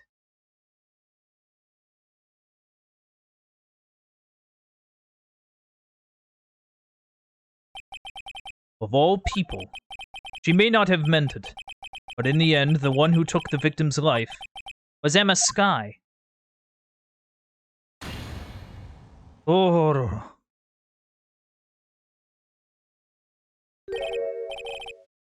See you, Worthy? Can't say I didn't warn you. Chief Gant, do you understand the implications of what you've done? What? What are you talking about? 2 years ago, Joe Dark was sentenced to death. He was convicted because of his final murder. I believe you were the prosecutor in the case, were you not? Yes, Worthy. Because of you, an innocent man was sentenced to death. Not only that, he used forged evidence to ensure his conviction. God! But Joe Dark really was a serial murderer. That's undeniable. I'm afraid that's not important. Didn't you know? We aren't defenders of justice. What? We're merely keepers of the law. Sentencing a man to death is no light matter. Even if there wasn't any cover-up or evidence forgery, ultimately the responsibility falls on the prosecutor in charge. Despite what anyone may say, this fact cannot be denied. What's going on at the prosecutor's office? They might have sent an innocent man to his death. How could he just stand there like it wasn't his fault? Order, order, order, order! Dang it. The gavel's pounding fell on deaf ears. Unable to settle the crowd, the judge declared a recess. Where this trial is headed, no one knows. To be continued. Oh. Things are heating up. I mean, I guess if it means anything, he planned on resigning anyway. So, like, I don't know, maybe he just got... So at the end of the day, like, I don't know, maybe he can just not be a prosecutor anymore. Or something. Maybe he wants to, like, I don't know, take a... something. I'm gonna take a quick drink here.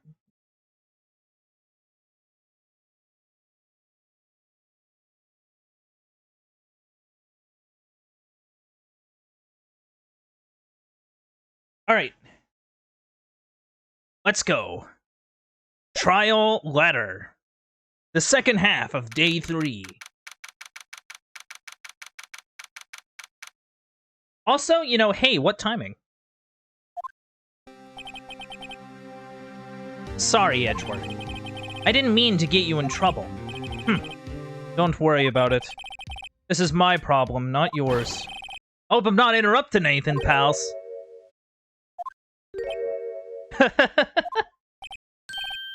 Oh, guess I am. I'll come back later. Wait, Detective Gumshoe. What is it? You got a lot of nerve, pal. Making a detective run around while on duty. And to top it all off, you call me here. I've seen happier people at funerals. I take it Lana's having you run errands again. Let me tell you, this is the last time, pal. Here, She asked you to give this to you if there was a break in today's trial. Evidence law? Edgeworth was talking about this just the other day. You must know the 2 rules of evidence law. Rule 1, no evidence shall be shown without the approval of the police department. Is that right, Mr. Wright? It seems so. You could at least study some evidence law, like really. Ugh. The chief prosecutor also wanted me to give you a message. A message? You said, if you plan to take him on, you're gonna need this book. Him. I guess I'll need to give this book a thorough read. Doesn't look like that book will do you any good now, though. All that's left now is the chief prosecutor's sentence. That's where you're wrong, detective. Huh? Haven't you figured it out yet? Why I'm still sitting in that prosecutor's seat? Despite all these allegations being thrown at me? Mr. Edgeworth, the real trial today hasn't begun yet. Oh. I kind of want to check this book while I'm sitting here. Unregistered evidence presented must be relevant to the case on trial. Okay. So if I'm going to present evidence that isn't registered, it needs to be relevant to the case.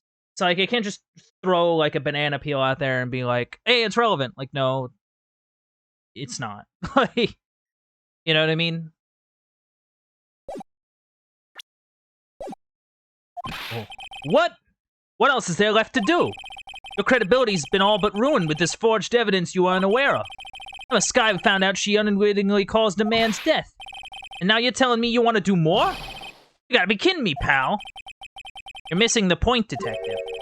Lana didn't murder Detective Goodman. She merely stuck a knife into his dead body. That means the real killer is still out there. What? And we're going to expose him. No matter what it takes. This case has hurt too many people. It's time to bring it to an end. Oof.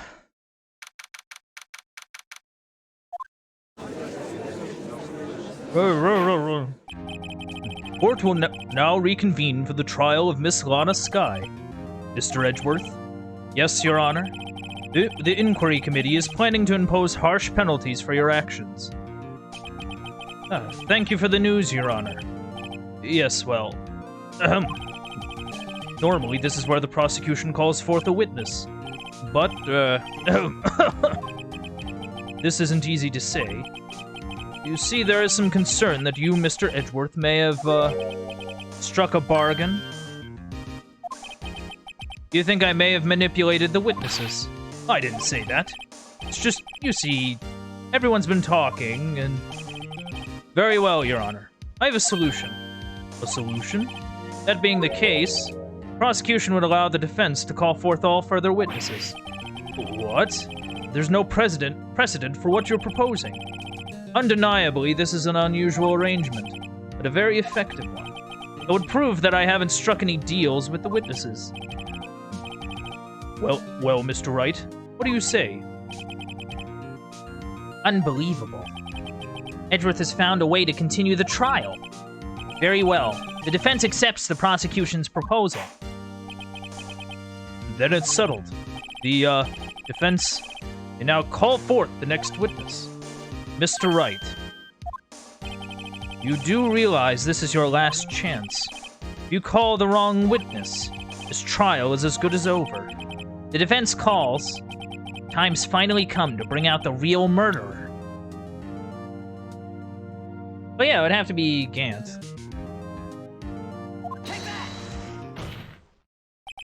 Damon Gant. The defense calls Damon Gant to the stand. Damon Gant? Why does he what does he have to do with anything?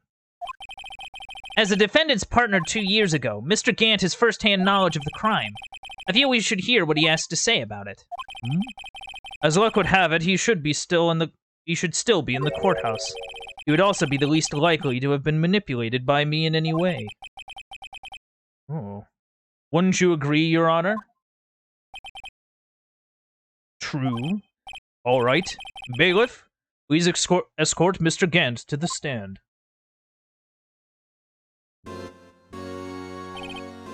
Witness, please state your name and occupation. What is this? Some kind of practical joke? I was just on my way to lunch. Your name and occupation, sir. Worthy. Are you sure you want to do this? Your name and occupation. So, you want to play hardball, eh? Please, Mr. Gant. Fine. My name is Damon Gant. I'm the acting chief of police. Now then, Chief Gant, the court requests to hear your testimony. Oh, righto. What's with the grim face? First, let's clear up this SL9 incident. Oh, you mean that time when Lana's sister murdered that prosecutor? Personally, I think it's been made pretty clear already. There are still some things unaccounted for. Oh? Like what? Like the role you play in all of this. Son, either you're very brave, very foolish. You're aware, of course, that a police chief has all kinds of weapons at his disposal. Weapons? Sure. Take my testimony, for example. I don't have to give it if I don't want to. What? Is that true? I'm afraid so. The chief of police has the right to refuse to testify. Of course, such an action carries with it certain risks. Don't worry. I'm not here to hinder your trial. Just remember, this turns out to be a big waste of time. Don't say I didn't warn you. Very well. The witness may now begin his testimony. Ooh.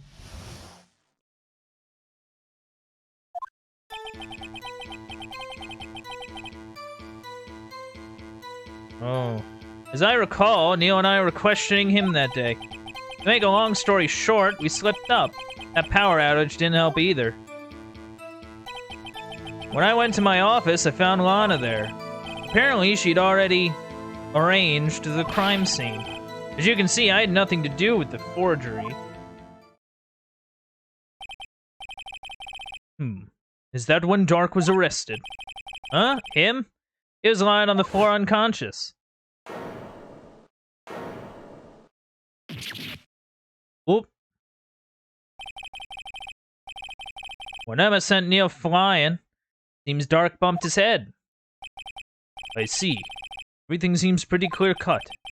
If the police chief has the right to refuse to testify, then I better hit him hard and fast. Fair cop? Okay. That's fair. Like yeah.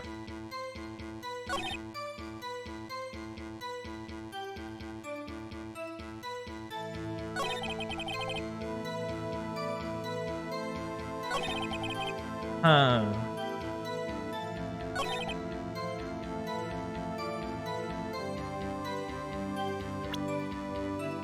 Well, that's not true.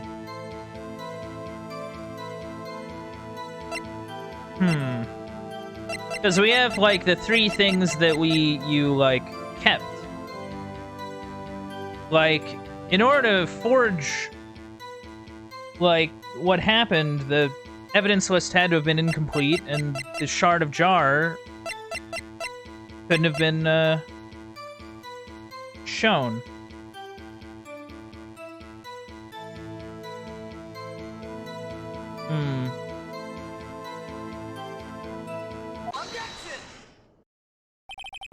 You claim you had nothing to do with the forgery, but I'm afraid that is a claim you cannot back up. Explain yourself.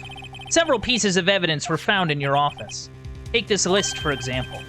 That's the list Emma Skye drew her picture on. This was discovered in your desk.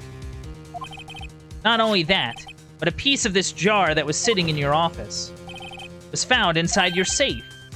It was found where? You see, Chief Gant, these articles of evidence uncovered in your office are both concrete proof that you also played a part in the illegal investigation. Oh, Chief Gant, what's the meaning of this? Oh, here's a defense attorney who may even rival Worthy. So you admit to it then? That you were involved in the forgery? Who, me? Or do you mean you? Me. Why would I have anything to do with that? Well, you were the one who snuck into my office when you found this evidence. Prosecutors aren't the only ones capable of forging evidence, you know. Defense attorneys can do so too. Isn't that right, Righto? However, Detective Gumshoe was present during the investigation. Worthy, my boy. Not even detectives are exempt from the law. Rest assured Dick will receive his due punishment. What? If Detective Gumshoe's salary drops any further, he'll end up paying to work. Yes, well, in light of the detective's presence, please give us your testimony regarding these pieces of evidence found in your office. And their relation to the forgery that took place at the scene of the crime. My. Kids these days no longer know how to put two and two together. Jeez. This guy. Interesting color scheme, though. His suit jacket is as orange as him. Let's see, what was it now? A jar fragment and a list? For all I know, you could have planned them in my office. Anyway, you can't prove when those pieces of evidence were discovered. If they were found after Drake was convicted, then they're worthless. There's no reason I'd participate in a forgery. Rearranging the crime scene wouldn't help me out in any way. Mr. Wright. Yes, Your Honor? When investigating the crime scene, you should have been more careful to observe protocol. You do understand that I'm the chief of police, right? There will be consequences. Indeed, I believe I will press charges. You won't make the same mistake again. My apologies, Chief, but would you mind waiting until tomorrow for that? Today is, well, you know. All right, Edgy. In return, though, I know, that place, right? Huh? Are these guys, what, are these guys telepathic?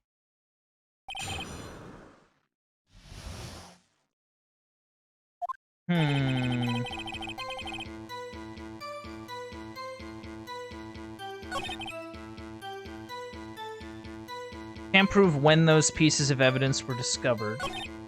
They were found after dark. No reason I'd participate in a forgery.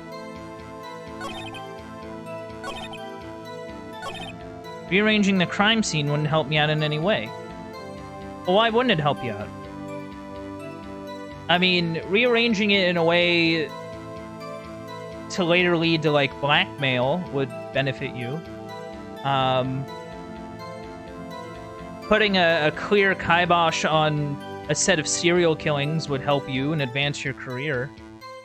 And that's exactly what happened. Well, the advancing your career part. Really, Chief Gant? At the very least, there's one very large benefit you've reaped from all of this. Oh? I wasn't aware. What is this benefit? That would, of course, be the position you have. Chief of Police. Oh. The resolution of the SL9 incident secured your promotion to Chief. That in itself is sufficient motive. Oh, that's a good one. Huh?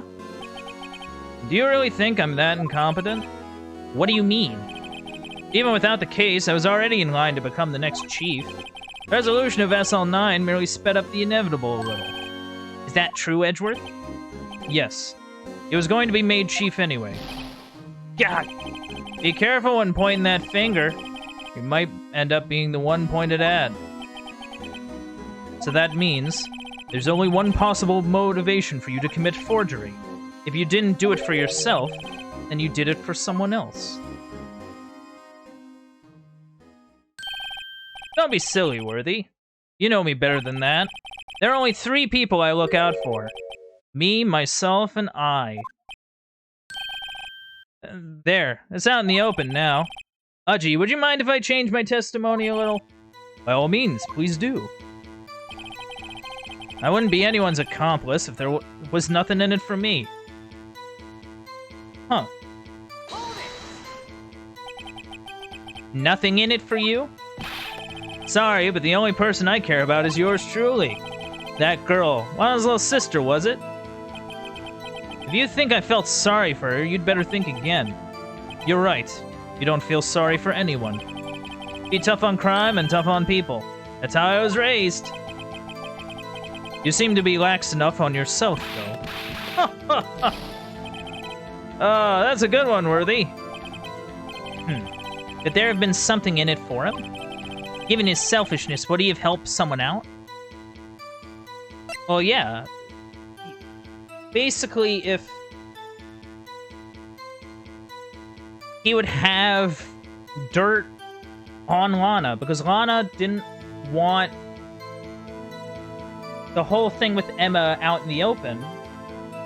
So Damon's like, yo, I'll cut you a deal. Hey, your sister totally killed that dude. It'd be a shame if I told anyone. But, you know, with my position, I could totally, you know, like, do you a favor. True, you might not help out anyone for their sake, but if it would benefit you, you might decide to assist someone. Mr. Wright, it appears you're positively determined to portray the Chief as a nice man who likes to lend people a hand. That's not what I mean. Very well, then. Who is this person you believe Chief Gant may have helped forge evidence? Yeah. And then basically Lana was at the whim of Damon Gant, because she was essentially being blackmailed. Yeah. Chief Prosecutor Lana Skye? The defendant? I believe it's quite obvious in light of the circumstances. Emma Skye fell victim to an unfortunate series of events. Who'd want to help her more than her own sister, Lana? And as for Chief Gant, he would also have a reason to help Lana if she asked him to. That reason, of course, is self-profit. Self-profit? What do you mean? After the SL9 incident was resolved, Lana Skye was appointed Chief Prosecutor at the Prosecutor's office. The person who arranged this job change was you, Chief Gant. But how would he profit from all of this? He would be able to use the Chief Prosecutor as his puppet. Essentially, he would acquire unchecked authority over all investigations. You mean to tell me that despite the Chief's formidable appearance, he plays with puppets? Oh, wait. You must mean puppet as in someone forced to do his bidding. Never mind. Wow. Admit it, Chief.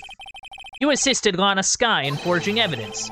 Your motive? To appoint her as Chief Prosecutor so you could control her. Righto, my boy. You have quite an imagination. Let me ask you something.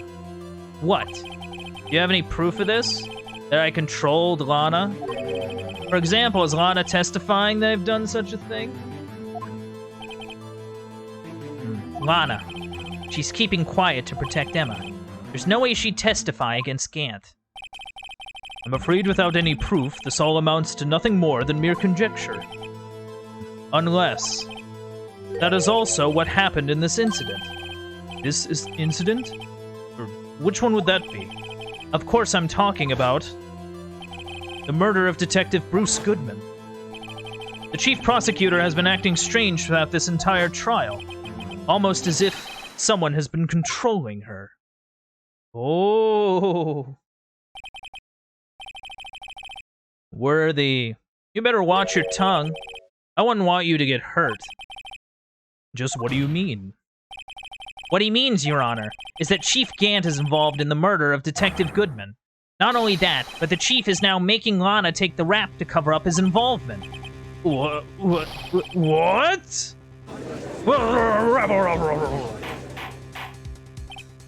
Order, order, order! I said order! Mr. Wright, you can't be serious. Huh? This is an affront to the highest-ranking officer in our law enforcement agency. To accuse the Chief of Police of blackmail and murder. That is impossible. Ugh. Your Honor, I was merely reiterating what Mr. Edgeworth said in easier-to-understand language. It's too late, Mr. Wright. There's no turning back for us now. It looks like he's the one who decided to go through with this. Can you prove this, Mr. Wright? The chief, a high-ranking officer of the law, is involved in this murder? Good question. Regardless of his rank or title, Chief Gant is just a man. The question is he a criminal? I believe the evidence will tell. I see. Alright then. Let's see what Mr. Wright's got. And it better be good.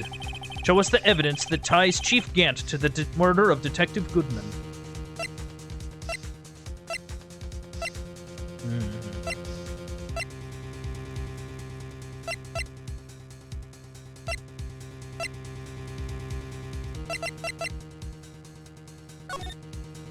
Right, because his ID record, because his ID is on the card, or his ID card's on the record, and the record was used to kind of figure out a fake murder on top of a real murder, essentially.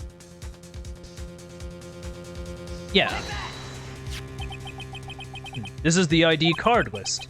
Yes, the one that shows who entered the evidence room on the day of the crime. There was one ID on the list we couldn't determine the owner of yesterday. 7777777. Sorry, but there's no way you can prove that's my card's number. It's your number. What? How do you know that? The safe in Chief Gant's office requires a code to open. A 7-digit code. 7 digits. You don't mean...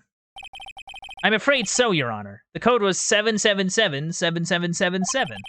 The same as the remaining ID card number on that list. Chief Gant. You entered the evidence room on the day of the crime. Oh, order, order! Chief Gant, what do you have to say? Nothing. The defense's search of my office was in violation of regulation, and I will demand Mr. Wright be punished to the maximum extent of the law. But right now, this court demands an explanation from you about the use of this ID card. Chief Gant, so you admit it? You entered the evidence room on the day of the crime? What about it? I'm the chief of police. Whether it's the evidence room or the bathroom, what's the difference? I can go anywhere I want. Tell me, when you entered the room, were you alone? I always go to the bathroom alone, as I do at the evidence room. Detective Goodman wouldn't have happened to be with you that day, would he? Of course not. Why would he be? I hadn't seen him in days. You hadn't seen him in days? Chief Gant, I'm afraid you've just undone yourself. On that day, you had to have met with Detective Goodman. What do you mean? This trial's purpose is to determine Lana Sky's guilt. No, it isn't, Your Honor. This trial's purpose is to determine the truth. If Chief Gant met the victim on the day of the crime, then we need to determine one thing. What transpired during that meeting? In that case, Mr. Wright, I'm going to have to ask you for evidence. Show us proof that the victim went to meet Chief Gant on the day of the crime. Oh!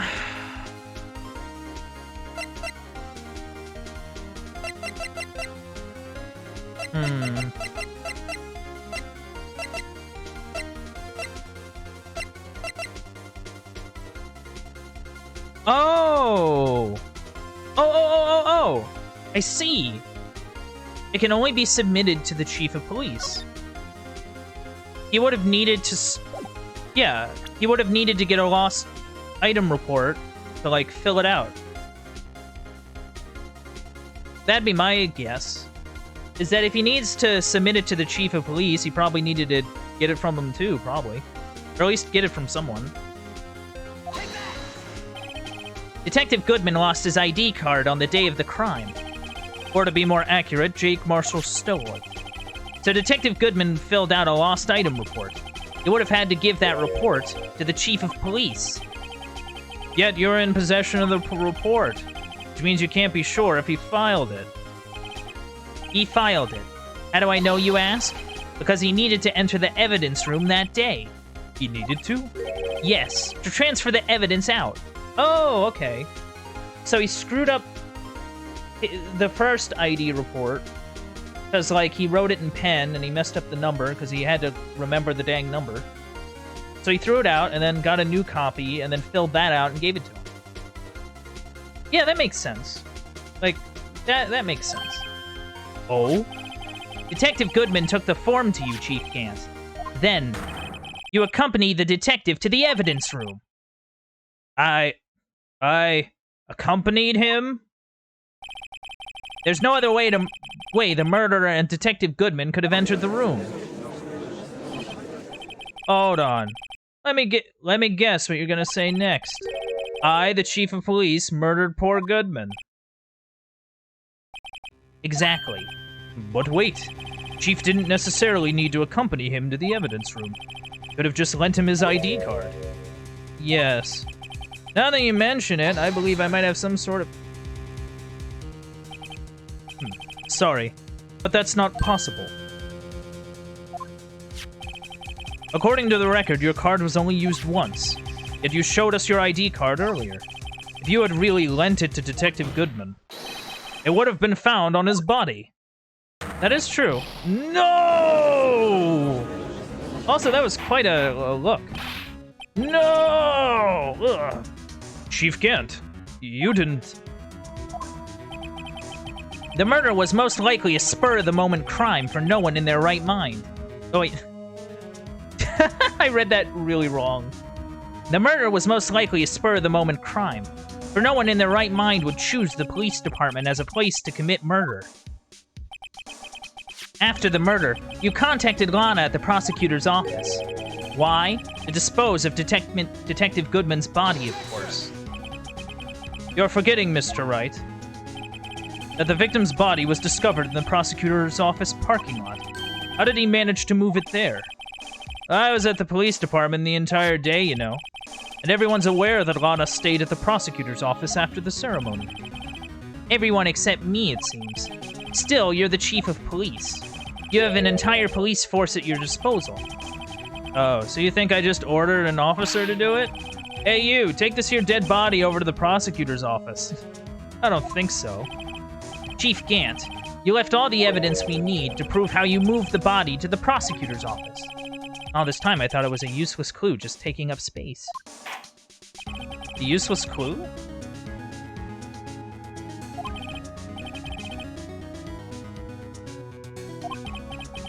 To move the victim's body. Wait. Wait.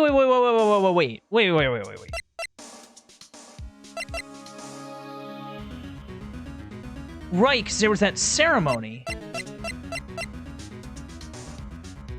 And, like, everybody was there, essentially. So maybe he straight up stashed it in Edgeworth's trunk?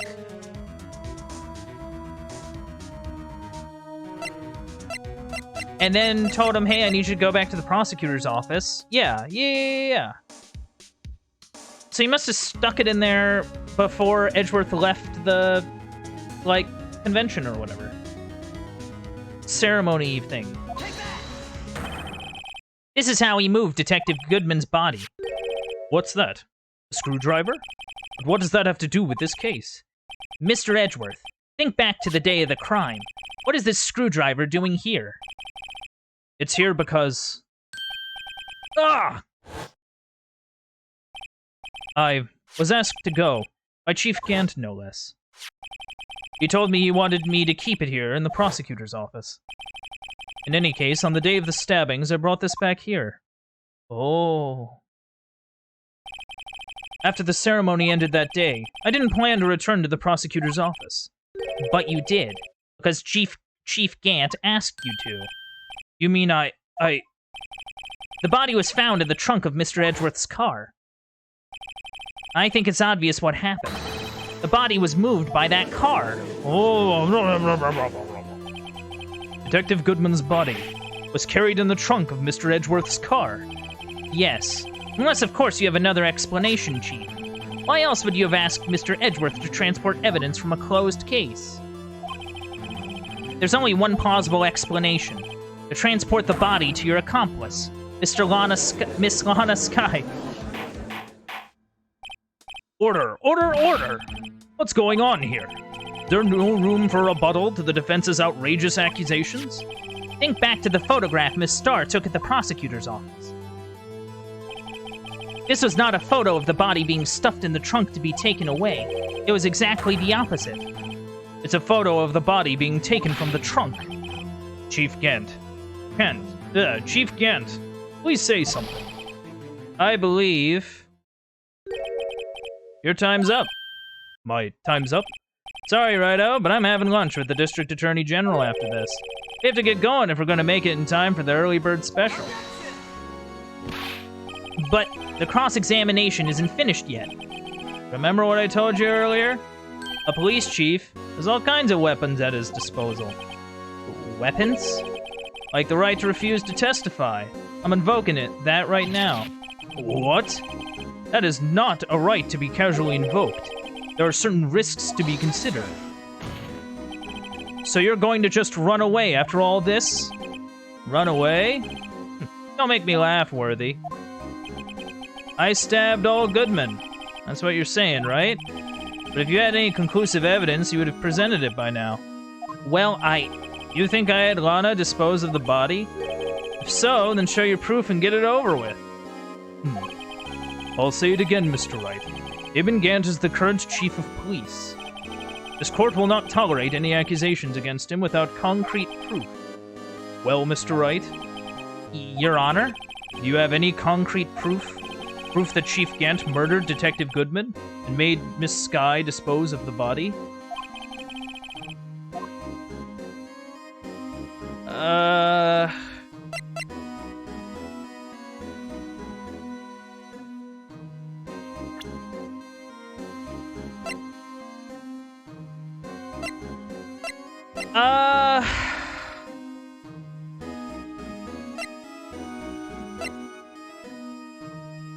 I don't think I do. Like, because, like, it's only based on what Lana has told me, right? And Lana hasn't testified to this in court, but... yeah, I don't know what to do about this dude. I have no proof yet. It's no use showing evidence I'm not even sure of myself. No, Your Honor. At present, I have no conclusive evidence. See, Aji? In that case, this court is forced to penalize you for your allegations against the chief. What? Here's a tip. Never gamble what you can't afford to lose, righto? It seems that Lady Luck was on my side again today.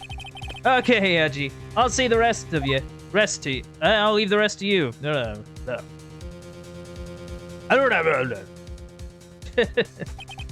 I warned you earlier, Mr. Wright. This is an affront to a senior officer in our nation's law enforcement agency. What? Oh. Lady Luck, Maybe we should have a word with her. Mr. Edgeworth, what do you mean? There's one lady who knows the real truth behind this trial. We haven't yet had the honor of hearing her testimony. A lady who knows the truth. Another witness. In the absence of conclusive evidence, the only other method of proof is testimony. But Chief Gant has invoked his right to refuse to testify. There's still someone else. One more witness who can answer all the questions. Raised in this trial. Someone right in this very room. Mr. Edgeworth, who is this person? Why are you asking me, Your Honor? Have you forgotten? The defense is the one calling the witnesses today. Mr. Wright, does such a witness exist? She may not be willing to tell the truth, but we can't just stop now. Yes, Your Honor. The defense calls forth Lana, because Lana can testify to getting that phone call from the chief saying, hey, I need you to dispose of a body. The defendant? Miss Lana Skye?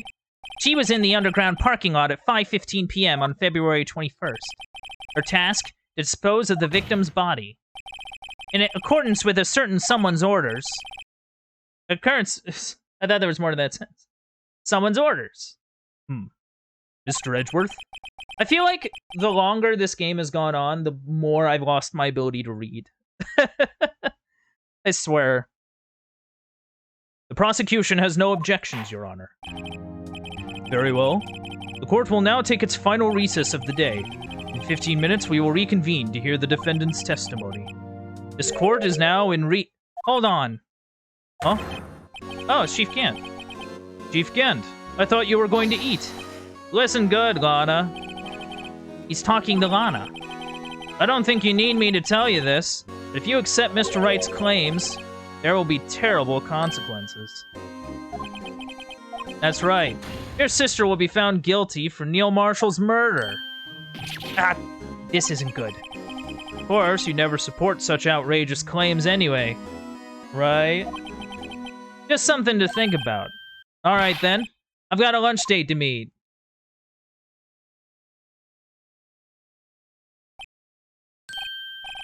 Okay.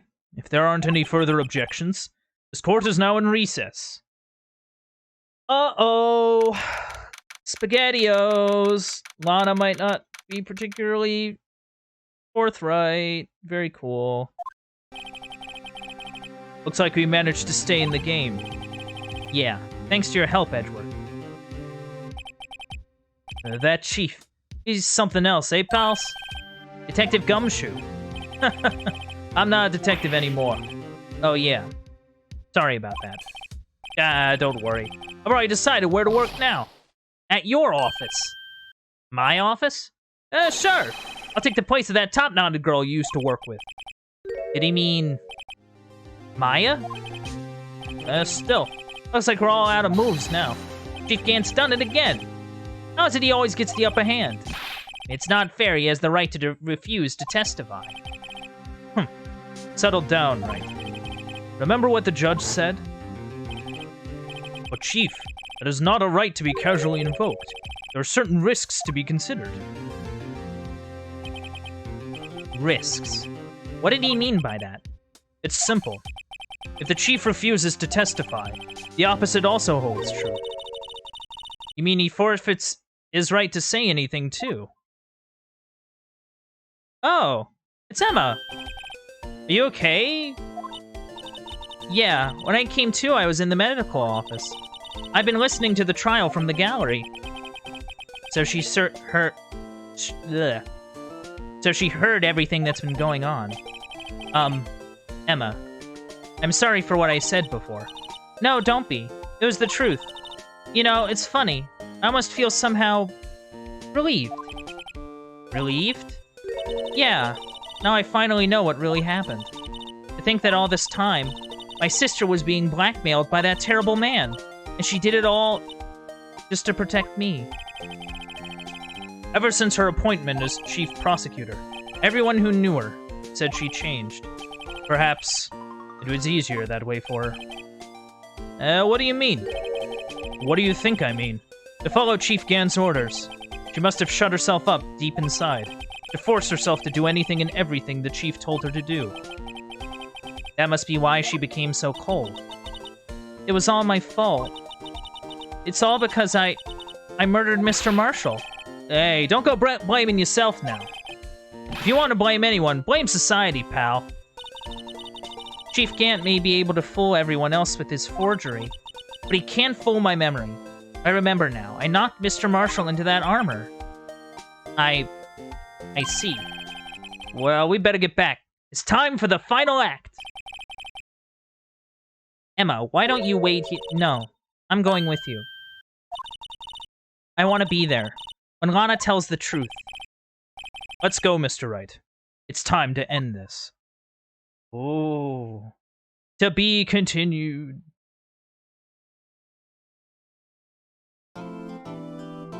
Things are heating up. Trial Ladder 2. I love that. Trial Ladder 2. I don't think that's how, like, ladder works, but whatever. I don't know nothing. Take a quick drink.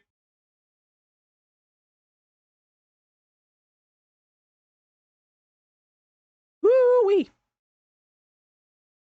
Holy cow. Alright. Let's do it, chat.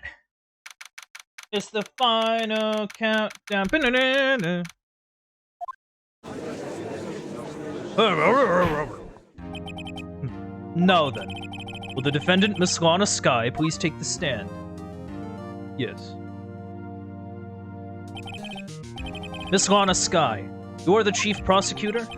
I'm sure you're aware of what is required of you. But Mr. Edgeworth, you already know everything. You know all that I've done these past 2 years. Please provide the court with your testimony, Miss Skye. And remember, you are under oath. You want to hear the truth. Of course, the truth. Lana, no matter what happens, I'll always be your sister. Now then, your testimony, if you will. First, tell us about your relationship with Chief Gant. Everything hinges on your testimony. You're the only chance we have to get Gant.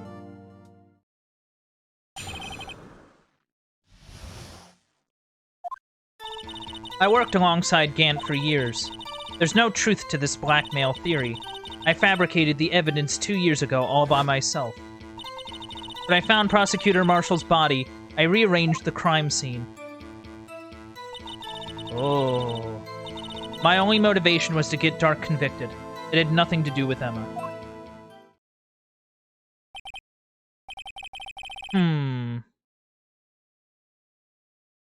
Are you sure about this testimony? Your Honor, I'm confessing to a capital offense. Of course I'm sure. But Lana... If this is true, that means Chief Gant has nothing to do with this. That's what I've been telling you from the beginning. Please, Mr. Wright, you've got to help her. She's sacrificing herself because of me. But what if she's telling the truth? She's not. I know my own sister. Whenever she speaks stiffly like that, she's hiding something inside. Deep down, she's really screaming in agony. Yeah. This is no time to start second-guessing myself.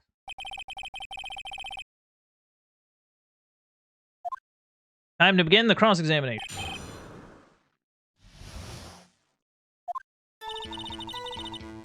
Okay. How would you describe the relationship between you and Gant? How many years exactly? Ever since I made senior detective. Let's see, I was 24 then, so that would be 5 years. Detective Gant and Detective Skye were legendary partners. I personally saw them testify in numerous cases. She must have been good coming from the same school as Mia. Damon Gant was a respectable detective. That's why... Okay.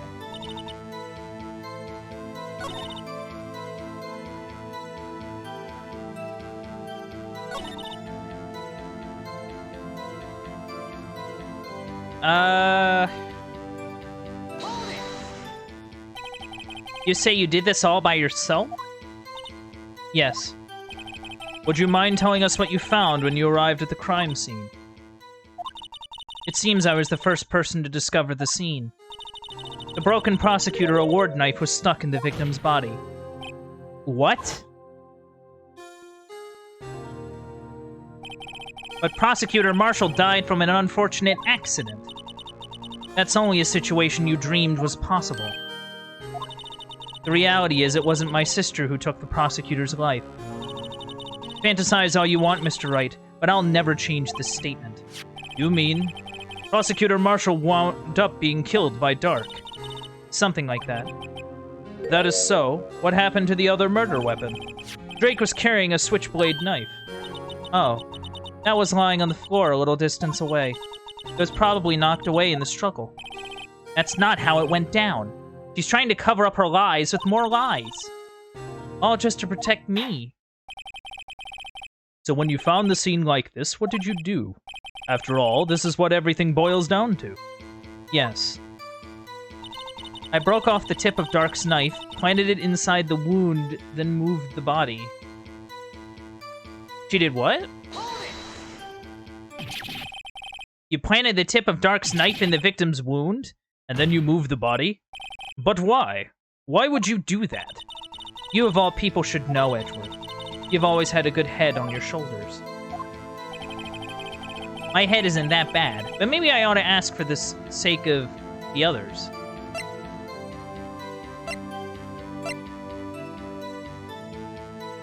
Why would...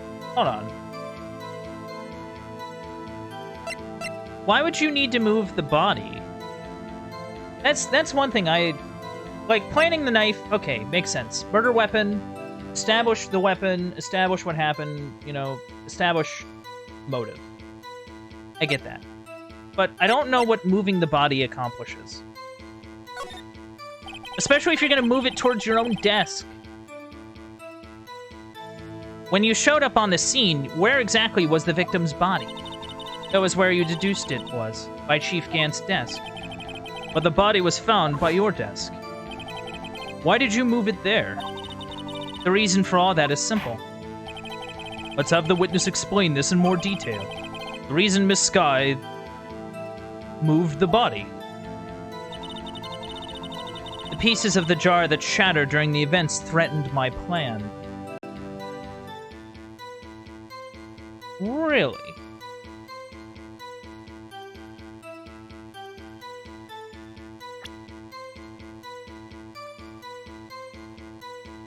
Well, that doesn't make sense.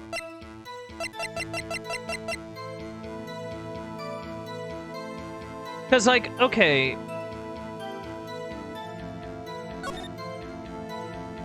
So, the message was written on the jar, but it was broken in a way that... Like, it was in separate pieces, from what I understand.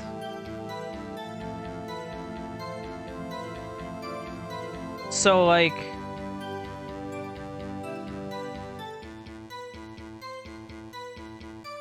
I'm trying to think it out.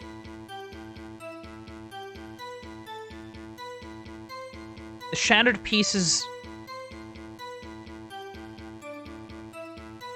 The shattered pieces of jar during the events. Oh! I think I get it. It couldn't have been shattered during. It couldn't have been shattered during, because if it was shattered during, then Neil couldn't have written Emma on it, because the thing was shattered into a million pieces. Yeah. Miss Skye, I understand how you feel. You committed that crime 2 years ago to protect your sister. You mean the forgery of the scene where Neil Marshall was murdered? If that truth were to be exposed now, the past 2 years of your life will have been in vain. Even so, I am compelled to bring everyone's attention. A significant contradiction within your testimony. A contradiction in my testimony? You testified, and I quote, "The pieces of the jar that shattered during the events threatened my plan." That's right. You have a problem with that? It's a simple oversight, really. You see, a message was written on this jar with the victim's blood. Yes, the prosecutor must have written it in his final moments. Exactly so. And this is where the contradiction lies. In order for the victim to be able to write his message on the jar, it must not yet have been broken before he died. He couldn't have written Emma's name on a shattered jar. Yeah. Order! Your Honor, it would appear more information is needed in regard to this jar and its bloody message. We may be missing something critical here. Something critical. Chief Prosecutor, it seems you're as in the dark as we are about the truth towards which we're headed. What? Just tell us exactly what you saw. We'll piece together the information to arrive at the truth. Very well. The witness may now continue her testimony. Also, I guess this has gone this direction because of the unusual circumstances of it all. Of it involving sort of high-level... Like, people at high levels of, like, law. You know? So, deducing all this is kind of important. Oh yeah, it was, like, completely, like, screwed up. I immediately noticed the blood traces on the jar, but it was dark in the room and I didn't have time to check it out. To be safe, I wiped away the blood. The fragments were large, so I'm sure I got them all. All I could think about was wiping them clean before they were discovered. You mean you were the one who wiped away the message in blood? Huh. I wasn't chief prosecutor at the time. She didn't think Dark was the real murderer. That's why she tried to erase the real evidence. Very well. The defense may now begin its cross-examination.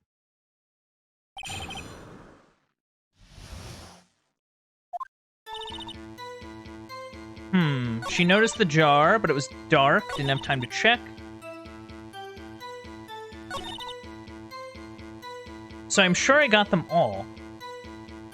Oh no, she couldn't have got them all. No. Because, like, look at the jar again. Like, the jar is kind of the focus of this kind of line of questioning. Like, if she would have wiped down all of them, she would have gotten these, like, straight lines. Like, because how do you see something like that and not wipe it? You know what I mean? Like, the dots, whatever, who cares? But the lines are the problem. Not to mention... Well, actually, no. Like, even with the dots, like... You could clean... Like... A majority of them, I think, on... the bit that we got from Gant. Miss Sky, I believe this jar conceals a truth even you are unaware of. What? We found the final piece of this jar in Chief Gant's safe. In the Chief's safe? But how? I knew it. She really didn't know. There's something even more disturbing about that final piece. There was still blood on it. Yeah, okay. So, this picture does a better job at illustrating, I guess, what I was trying to talk about. The line bits are on a piece of jar that was not cleaned by Lana. But the witness just testified that she gathered every last piece and wiped the blood off of them. Yes, which leaves us with only one explanation. On the night Prosecutor Marshall was murdered, you were not the first one to show up on the scene. Chief Gant got there before you. Oh. But couldn't the defendant have simply missed a piece? I'm afraid that's unlikely. The pieces are too big for anyone to miss, let alone an ace detective. That is true. There were big shards. There was only like 4 of them. 4 or 5 to like put back together. That may well be, but everyone makes mistakes. Even I once wasted an entire day looking for my dentures. They were in my mouth all along. Huh, can you believe that? Have you forgotten, Your Honor? When this witness arrived at the scene, the jar was already broken. Oh, that. There's no way a name could have been written on a shattered jar. Another person discovered the scene prior to the witness. I hope you're not implying this person was Chief Gant. At the time, he was looking for Dark downstairs. Besides, even if he was there first, why would he break the jar?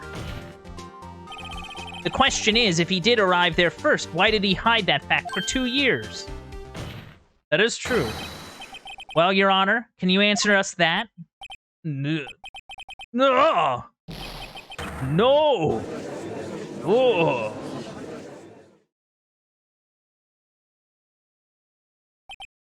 Wait. I'm not the one on trial here. Damon Gant arrived at the crime scene prior to the witness. He proceeded to break the jar and purposefully hid one of the broken pieces. Question. What is this action called? Fabrication of evidence. But why would Chief Gant do that? In light of what happened afterwards, isn't it clear? What happened afterwards? Oh my god, do we have to spell it out for you, dude? Discovering the scene, Lana Skye believed her sister Emma was killed the victim. Determined to help her sister, she sought Gant's aid. Lending her his aid, Gant helped her create evidence that incriminated Dark, sparing Emma. And therein lies the reason. The reason why Miss Skye became the Chief's puppet. No. I did it on my own. Please, sis, stop trying to protect the Chief. I can't watch you suffer anymore for my sake. No, you didn't. It wasn't you, Emma. You didn't kill anyone. Don't believe anything Mr. Wright says. Defense attorneys make up the most foul lies to defend their clients. Foul lies? Imagine that coming from my own client. I guess you do seem the type who likes to twist the truth. Wait a minute. What if what? We're still smack dab in the middle of Gant's trap. Is something wrong, Mr. Wright? Lana.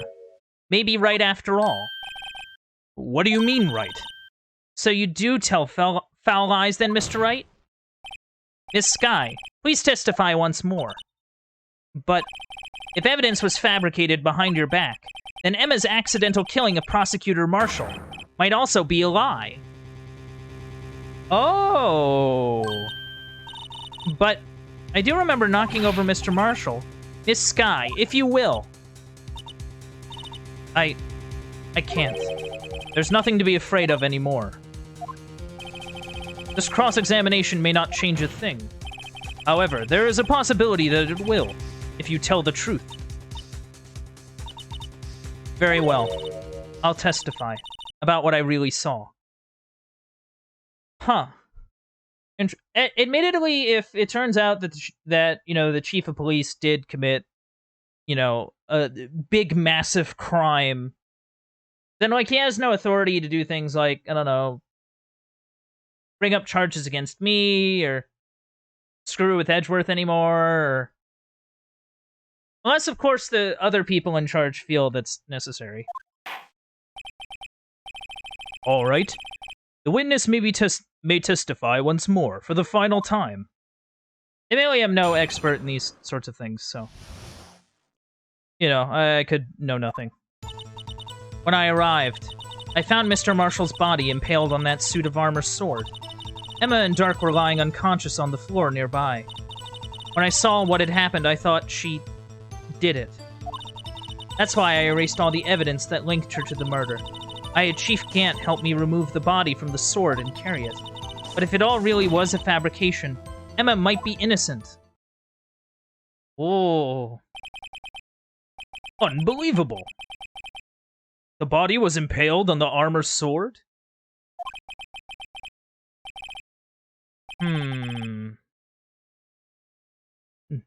You are the only one who saw that. If only you had proof. Actually, I do have proof. I gave it to Mr. Wright just this morning. What? To me? It's a picture I took of the crime scene as I encountered it. I thought it might be needed. But I don't remember receiving a picture like that. Lana must have known. See, Mr. Wright, she really does have faith in you. Very well, Mr. Wright. Please present this picture. I don't remember receiving any pictures from Lana. Lana said she gave it to you this morning, right? Yeah, she gave me the evidence book. Let's check that evidence again. There must be a picture in there somewhere. Yeah, we found... Yeah, she gave us this morning.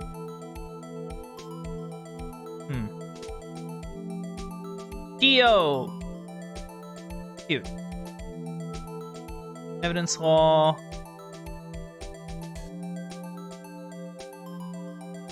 Binding. Oh, it's within the binding. Hey, there's a picture in here.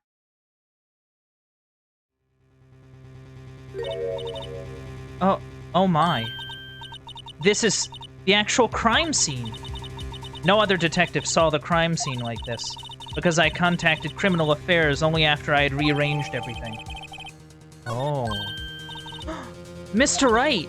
That piece cut out from his vest. Could that be... cloth we found inside Chief Gant's safe? Yeah. Oh, okay, that makes sense. I thought it would have been like something like a cleaning thing, but I guess, yeah, since it's a leather, it would make sense if it was... Yeah. This is a handprint, isn't it? That cloth. It had fingerprints on it. Whosever fingerprints those are must be the real murderer. What? But those fingerprints, they're yours, Emma. Why are your lips turning all purple, Mr. Wright? Anyway, let's get on with the cross-examination. So long as you tell the truth, we should be able to flush out the real murderer. Very well. The defense may now begin its cross-examination. Uh-oh, SpaghettiOs. When I arrived, I found Mr. Marshall's body. Oh. Oh my god, go away. Come on now, Ajay. This is the poorest excuse for a trial I've ever seen. Chief Gant. What, now you want to make me out as the bad guy too? If so, I'd like to put in a word or two in my defense. I'm afraid it's too late for that. What? You've already declined to testify. That means you forfeited your right to make statements of any sort.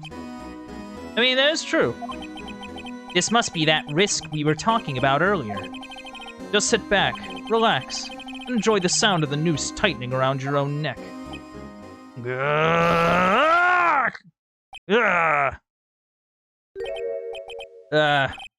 So what? You think I'm worried? Sorry to disappoint you, but I don't need to make any statements. What do you mean? The evidence will do all the talking for me. Even if I can't testify, I can still present evidence. Yes, that's true. Wait, you mean you still have some conclusive evidence? No, I don't. But someone does. Someone? So, what's your excuse, Wrighto? Why have you been keeping quiet about it? You don't have something to you do have something to show us, right? Something that proves who knocked over Neil Marshall, causing his death? Conclusive evidence that leaves no room for doubt? Oh.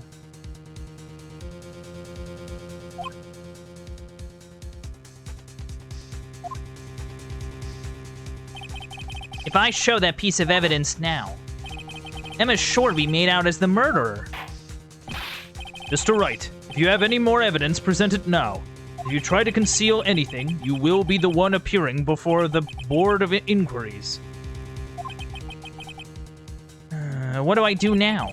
I'd better think this through carefully. Can't afford to make the wrong decision. The one that shows who really killed Prosecutor Marshall? Oh. See, the thing is that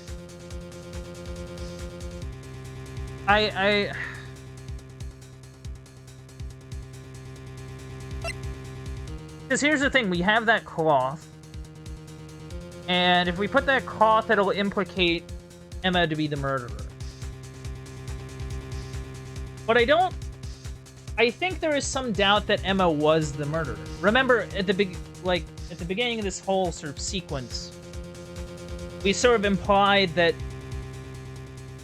Emma being the murderer was faked, right? The argument that we want to present is that Gant was there before Lana, and that Gant made it look like Emma did it before Lana showed up, and made it look like Dark did it, with the help of Gant later. Like, does that make... I think that makes sense. So that's the argument we're trying to present. So the piece of leather isn't gonna work because like, it's not foolproof. That's my thing. Like, if we're understanding, if the argument being presented is that Gant set it up, then how can we trust any evidence suggesting that Emma did it without at least a little bit of scrutiny as to why it's there? That's my thing. I know what I'm doing. Your Honor, I don't have any evidence I can present at this point in time. What? You lie! Chief Gant, you opened my safe. I know you took what was inside. The conclusive evidence. I don't know what you're talking about. Mr. Wright, why don't you show them? We found it together. Oh, I see. It's because you know the truth, don't you? You know his fingerprints are on it. That's why you won't present it. What are you talking about, Chief Gant? Can't you figure it out? Take a good look at this picture. See the victim's vest? Notice anything odd about it? It looks like part of it's been cut out for some reason. You mean you had this in your safe? What? That means you, Chief of Police, have been concealing evidence. This is going to be the biggest scandal in the history of the police department. And impressive. To be honest, I didn't think you had the gall, Righto. Well, I can't just let you pin me up as the murderer. I'll tell you what really happened. What? You mean you admit to it? What?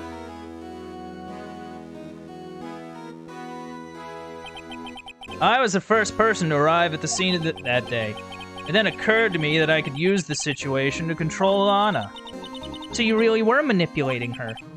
I knew Lana. If I made it look like the blame lay with her sister, as when she saw the scene, she would ask me for my aid. So you assisted Miss Skye. I told her to arrange all the evidence. I had her plant the knife tip in the victim's body and move the body across the room. And I ended up using that evidence to get Joe Dark convicted. When I tampered with the crime scene, I had 2 pieces of evidence. This is before Lana arrived at the scene, mind you. 2 pieces of evidence. You mean those items in your safe? But why? For insurance, of course. Insurance? Well, yeah. I'm sure my plan would work, but it's always best to be prepared for the worst. I wasn't about to let anyone blame me for a murder that girl committed. You mean you were calculating that far ahead while forging the evidence? What do you take me for, a fool? I didn't make police chief by dumb luck. See this jar fragment? I had the most legible part of Emma's name. I didn't expect Lana to go and wipe the blood off all the pieces. But if you fabricated all the evidence, what's to say you didn't fabricate the message on this jar too?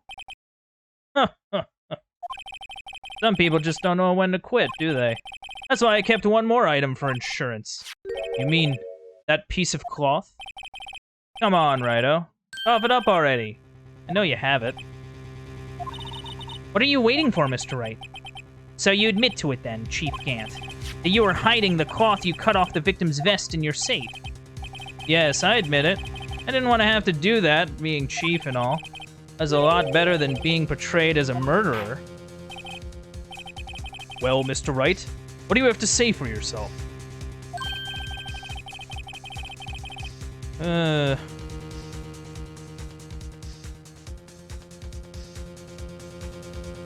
Just a moment ago, you said you didn't have any evidence you could present. Foolish move, Righto. You shouldn't have shown it then before it was too late. It's been a long battle. But the moment of truth has finally arrived. As long as I don't mess up, victory here is mine. I mean, now I do have to show it, because now everybody's like, yo, what's up? Your Honor, I do have evidence to present now. Alright then, let's see this conclusive evidence.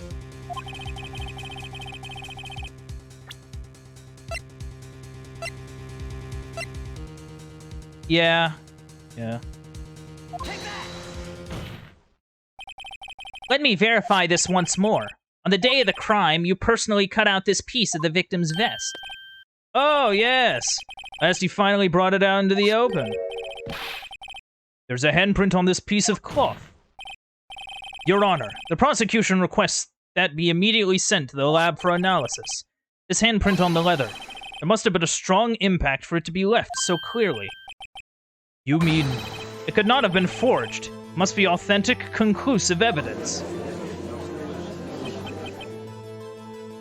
Oh, you're as slow on the uptake as ever, Worthy. What? Think about it. Righto had all this time to present this evidence. Yet he was reluctant to do so. Why would that be? You mean you already know? You know whose fingerprints are on that. Mr. Wright, do you really know?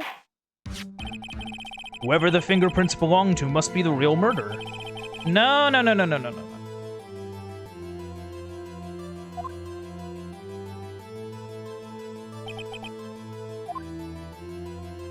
That's right, I'll tell you. Ugh. It should be okay now. Everything's proceeding as predicted. As predicted? What are you thinking, Wright? Like, I'm not even sure what Wright's getting at this point. Emma? Emma Skye? What? They're mine? I'm sorry, Emma. But why? Why didn't you tell me? Oh, blah, blah, blah, blah, blah. Oh, you're really something, Righto. You knew this girl did it all along. And you still tried to pin the murder on me. So it's true. Tragic, but true. This girl really did shove Prosecutor Marshall to his death. Hold it. How could you? You monster. Miss Sky.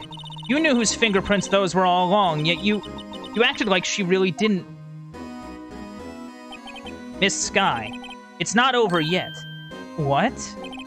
I said this trial isn't over yet. Huh. I'm afraid it is over, boy. Not only this trial, but your career, too. You purposely concealed this conclusive evidence. That, my friend, is a serious offense. I'm looking forward to pressing charges after the defendant is convicted. I'll have your badge, boy. What's the matter? Can't out your tongue? Aren't you gonna tell us how it feels? How it feels to be the one who single-handedly turned a poor little girl into a murderer? Before I do that, there's just one little thing I have to clear up. Oh? What's that?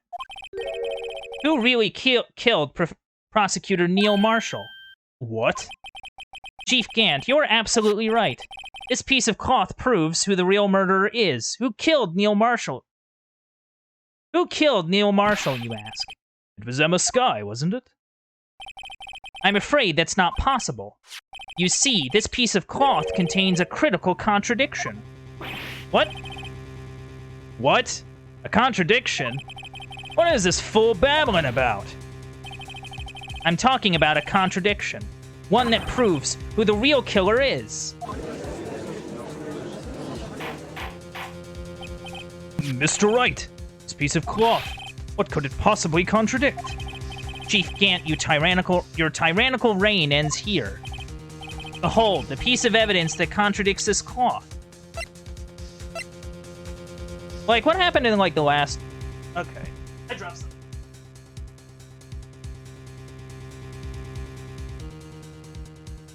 I swear, every stream, I drop something. I don't know why. It's just every stream. Okay. Piece of cloth. Wait. I was saying before that I assumed this might have been used to, like, clean blood before Emma's fingerprints showed up on it.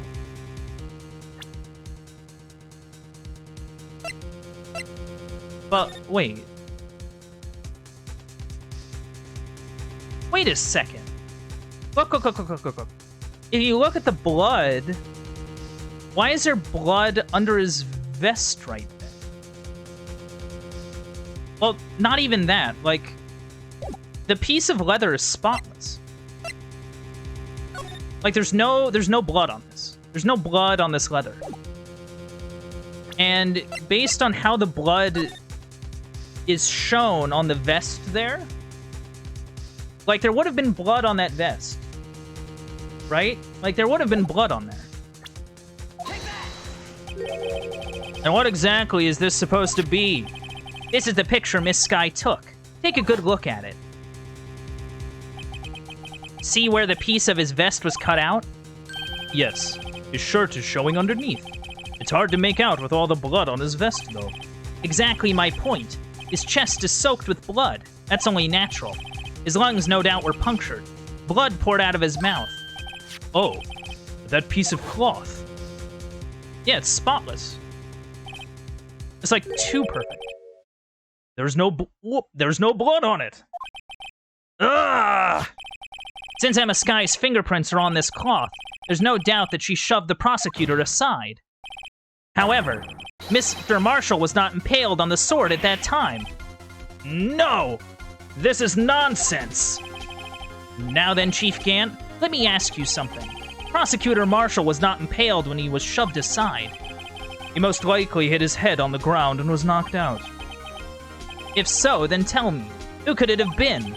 Who could have arrived at the scene before Miss Lana Sky? Picked up the unconscious prosecutor and impaled him on the armor's sword. Then, to make it look like Emma was responsible for the prosecutor's death, said person proceeded to write her name on the jar with the victim's blood. A jar that they then broke on purpose to leave behind a clue, and make Lana believe her sister did it. Remember what you admitted only moments ago? That you personally cut out this bloodless piece on the victim's vest? Ironic, isn't it? Through the very act of creating insurance, you proved that you were the actual murderer. Ugh. No! It's finally all over. Oh, objection. Oh, he's sweating. Oh, that was close, Righto. You almost had me. Sorry, but you'll have to do better than that. I refute your allegations. What do you mean, refute his allegations? You see, that piece of cloth is illegal evidence. Oh, order, order! What nonsense is this? Illegal evidence cannot be used to convict a suspect. Remember, G?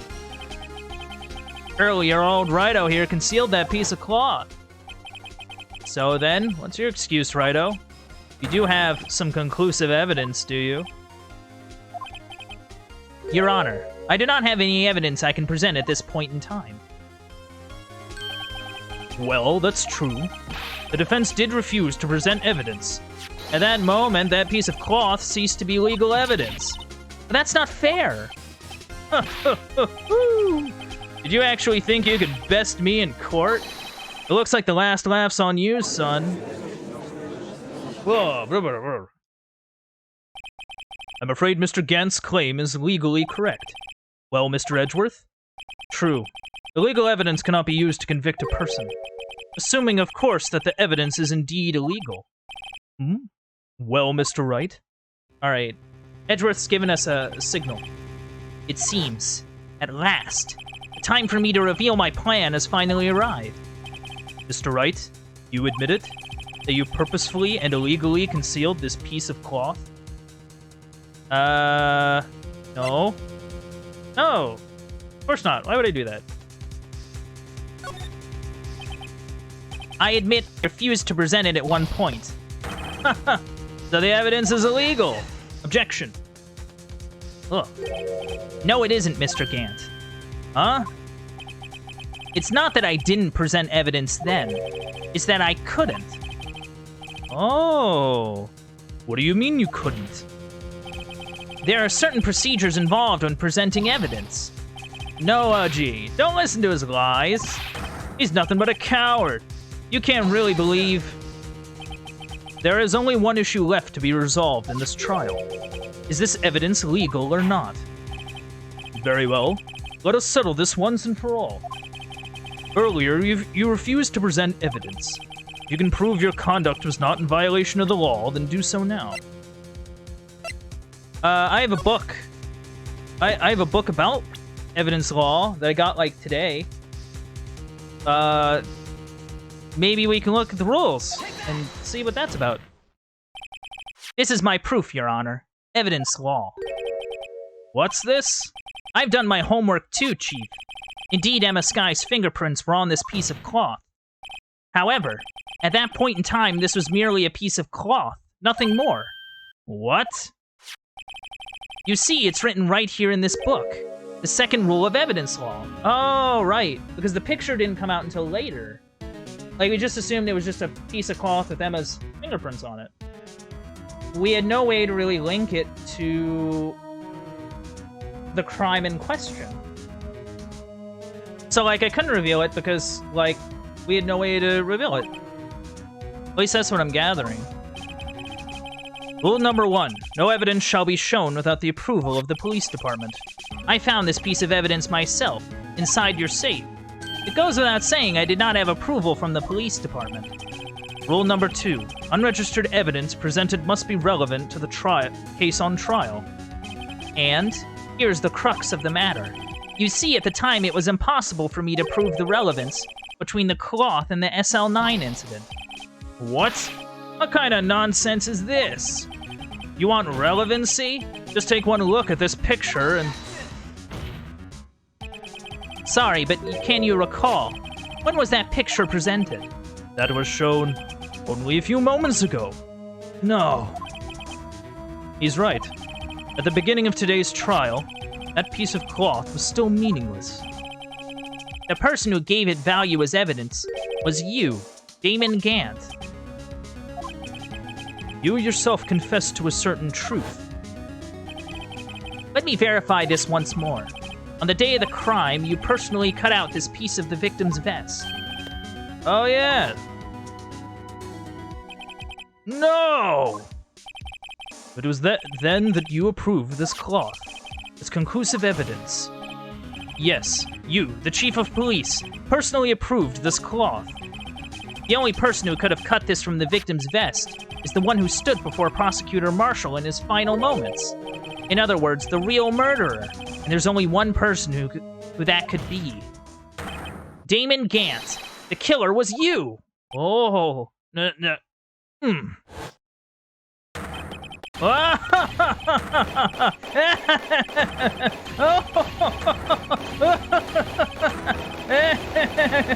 He won't stop clapping.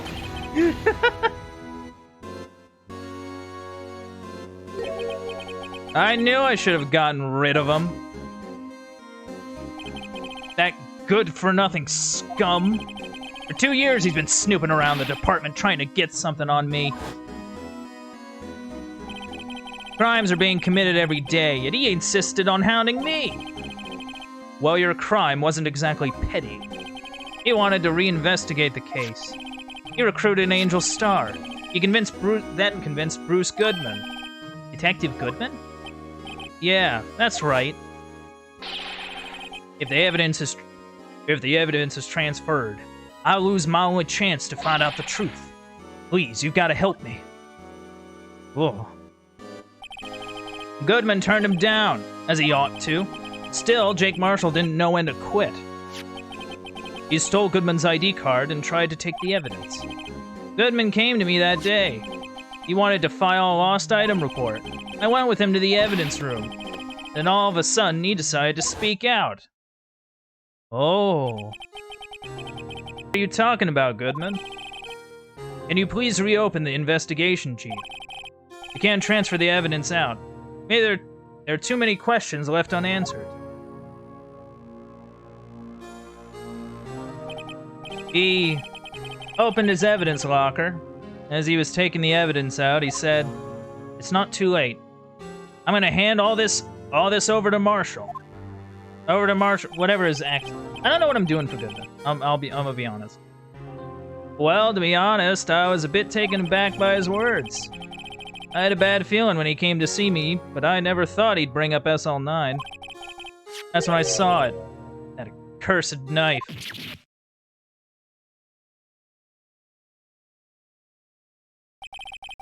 I couldn't just pull it out. Doing so would have only led to more blood, making it near impossible to hide your crime. Even so, the blood was just pouring out. I didn't know who might stumble in, so I hurried to wipe it up. I was worrying so much about the floor, I didn't realize my fatal mistake. The bloody handprint on Detective Gumshoe's locker. I used to be known as the crime computer. But everyone has to start somewhere, I guess. I was too nervous. I had no business doing any of it. Then you put the body in my car? I'm sorry. Couldn't think of any other way to move the body. I broke your trunk, but what's the big deal? You make a lot more than us detectives ever will. Ugh.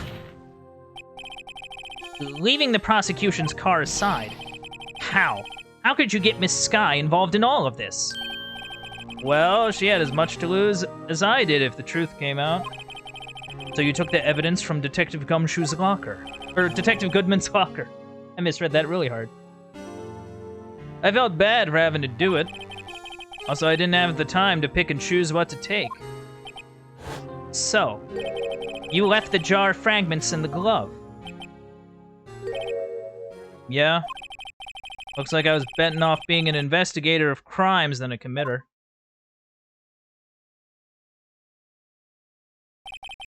They all did their best to get in my way. I gotta hand it to them. They do their jobs well. much to my dismay. Fake evidence doesn't hold up very well upon close examination. You must have known that.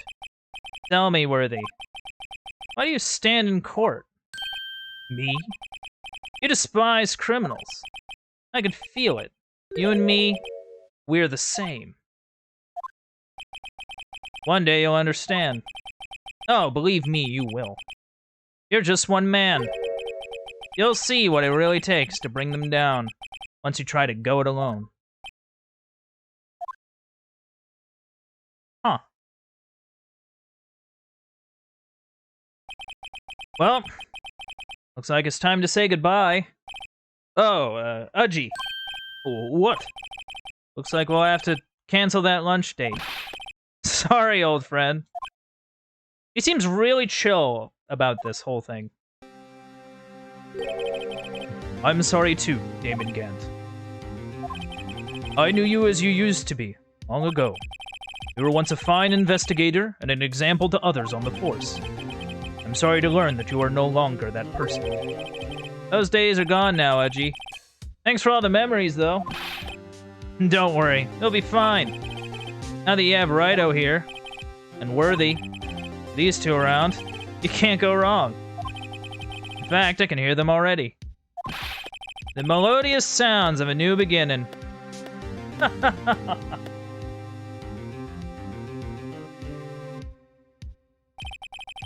There are two things I want you to understand.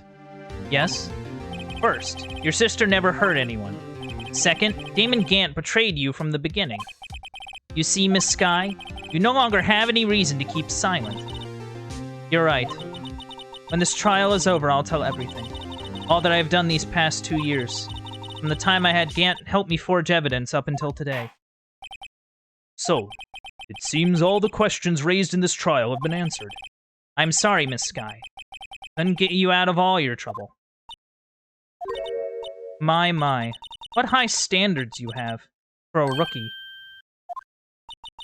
I can see why Mia thought so highly of you. Who knows? A few years from now, you just might make it to the top. Oh, she smiled! Oh, that's a nice smile. It's a good smile.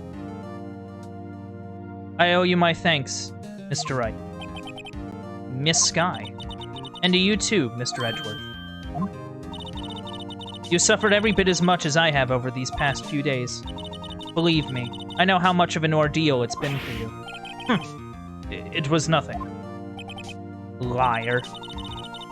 I was worried the pressure might break you, and yet, you rose above it all and guided Mr. Wright to victory.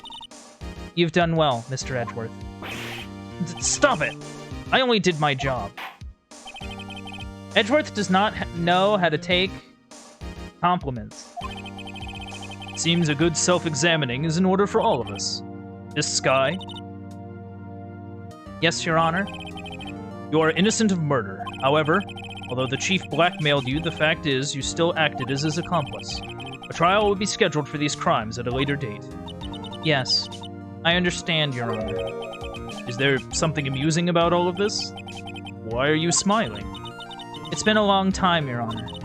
A long time since I felt free of these heavy chains. Oh.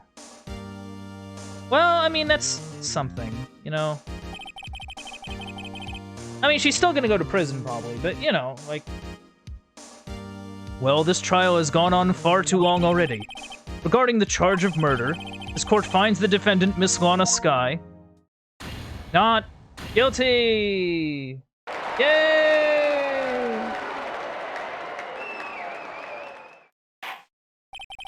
No wonder people show up for these. Like, these, trials are nuts. Like, for real.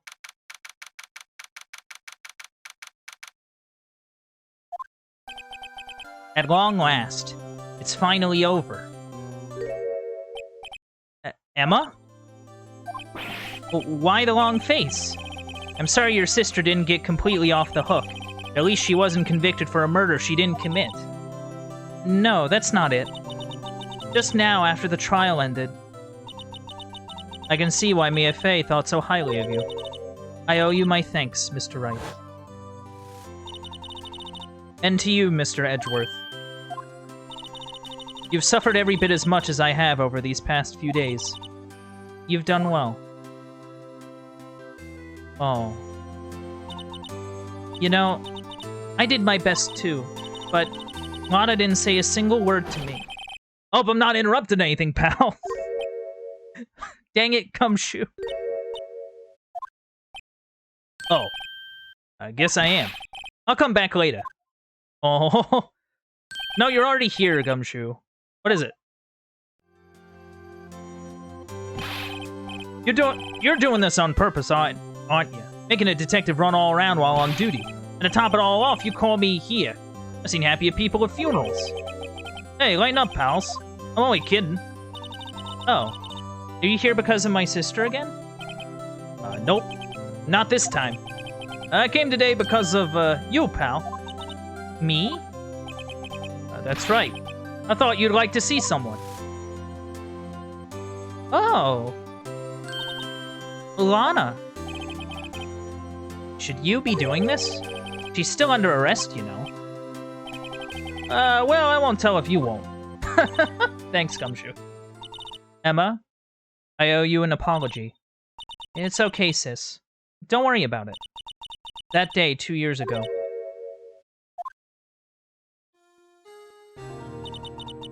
Was the first time in my life I ever panicked. It was all I could do to keep myself from screaming. All I could think about was keeping you from getting wrapped up in that mess. Oh. Sis. I asked Gant to help me cover up the truth. I thought I was doing it for your sake. Now, I realize I was wrong. I changed after that day.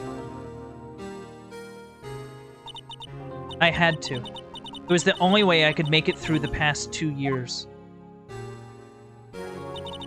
I knew how much I was hurting you by distancing myself, but I couldn't bring myself to tell you what I did. I was scared. Scared that you'd look at me with those eyes of yours. I was scared of how you'd react if you knew. But sis, you were only doing it for me. No. Huh? I turned my back on you that day. In hiding what I believed to be the truth, I was deceiving you. Sis? I'm such a fool. It took me all this time to realize it. Emma, I'm so sorry. But sis, you don't have to apologize. I'm happy now. You're happy? Of course. You know, sis, I always knew that one day you'd come back. And now you have. Oh.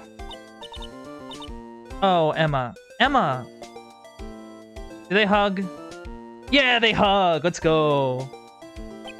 That's the payoff. No one can change the past. The only thing we can do is strive to make up for our mistakes. Why must we make up for our mistakes, you ask?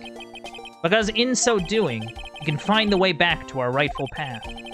And it is from there that we can move on toward a brighter future. At least that's what I felt watching the two sisters make up.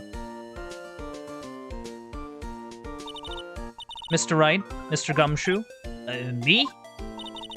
Thank you both for all that you've done. I'm sure we'll meet again someday. Isn't that right, Edgeworth? Edgeworth? Stop hiding and come over here. Oh, it's just...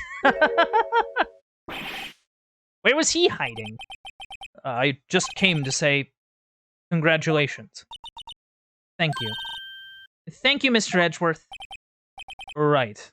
Well, I'll be going now.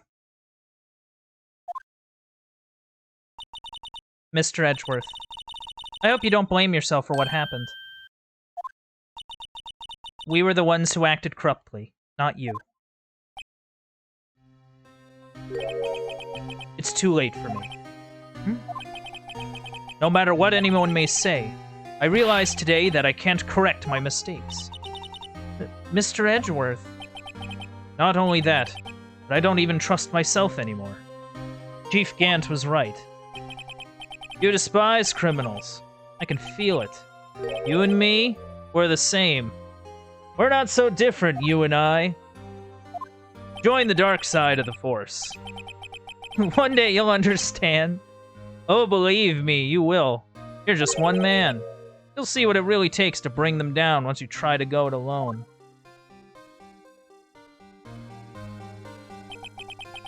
I do despise criminals. I plan to dedicate my entire life to fighting them. But in order to fight crime on my own, I'd need a weapon. It's scary. But I've known that to be true for quite some time now. But Edgeworth, who knows? Given enough time, I might have tried to pull something like Chief Ganford. That thought terrifies me. That's why I can't continue on as a prosecutor. Edgeworth, don't you understand? Damon Gant and your mentor, Manfred von Karma, were both the best of the best when it came to fighting crime.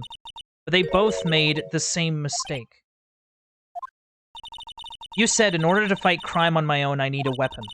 That may be true, but think back to today's trial. You weren't alone. Oh. Who? You were working together with Mr. Wright. That is true. And because of that partnership, you were able to present evidence that otherwise would have gone undiscovered. Isn't that right, Mr. Wright? Uh-huh. What? Oh, yeah. What is this, a pop quiz? Come on, Mr. Wright. Show him what Lana's talking about. Evidence, huh? Something that neither Edgeworth nor I would have been able to find out on our own. The evidence list. Because I found one half and he found the other. And we combined it to form the truth. It was cool. That's the picture I drew. Our counterattack began with this. You had one half of the evidence list, and I had the other. Apart, we wouldn't have been able to completely restore Emma's picture. That didn't just happen by chance, Mr. Edgeworth. It's time for me to go. Mr. Edgeworth, if you'll excuse me, there are still some loose ends that need wrapping up. Take care, Chief Prosecutor. Edgeworth! What will you do now? Well, whatever you do, just remember. You can let what happened kill the prosecutor in you. You can help it let it help you grow. In the end, it's up to you. I know. It seems I owe you my thanks too, Wright. But what I face now is my problem. Edgeworth. I'll be waiting for you in court. Farewell. See ya, Edgeworth. I'd better be going too. Okay, but I'll be by to visit soon. It seems we both have a lot to learn and catching up to do. Here, this is a little something for you. Scientific Investigation. It's the first book I ever bought. Study it well. Thanks, sis. I will. Yay. And so, another case came to a close. As for the sisters, I have faith. Faith that their lives have only just begun. Oh. And as for me, I think it's time I started on a new journey of my own. A journey to rediscover myself.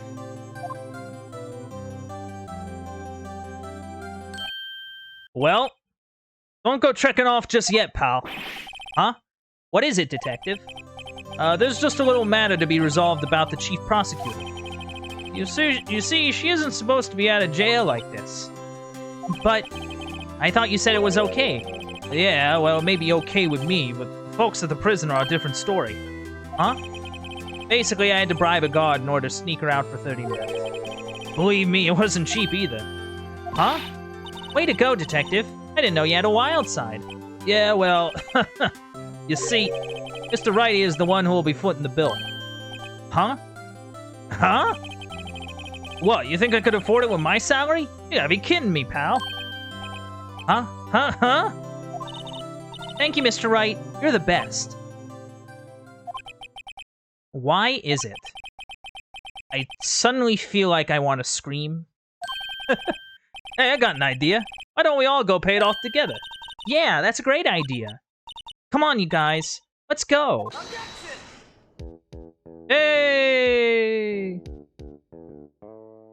So that was Phoenix Wright Ace Attorney. What a time and a half. Man. Oh, okay. So Emma's gonna study with a coroner in Europe. Yeah, you're not chief prosecutor anymore. Oh, that'll be fun. Cool. But yeah, this game was really fun, too. I'm glad I was able to sort of rack my brain for stuff, you know? Felt like I was really, getting to the heart of things. Interesting twists and turns on top of that. Hey, they overlooked it. Good work. If we penalized you anymore, it'd be worse than firing you. Wow. You can't shake me off that easily. You know it. Thank you, Gumshoe. You're the best. But yeah, game is incredibly charming. The cases are really interesting. It does require a bit of, like, thinking. Like, the game doesn't, I think, spell out a lot of things. Like, there are some things that make sense. Like, yeah, I can believe it. But, like...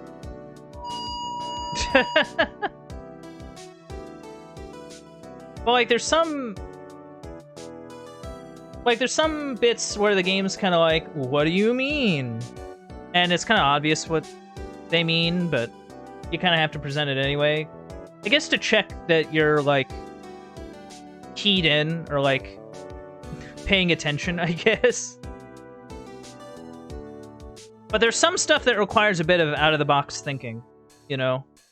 To, like, figure out. Like, your, like, abilities of observation and things like that. Oh, it fell over. I guess it finally ran out of battery. Man.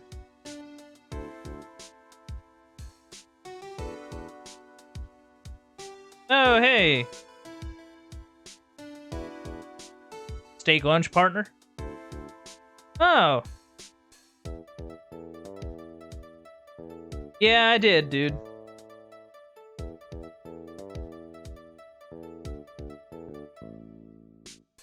Yeah, no worries. Man. But yeah, that was really fun. And after this game, we actually get to move on to the next one. Because we're doing the Ace Attorney trilogy. So after this is... Oh, the Right Way Lunch. Cute. Huh. Interesting. Just make sure not to eat it backwards. How would you manage that? Anyway,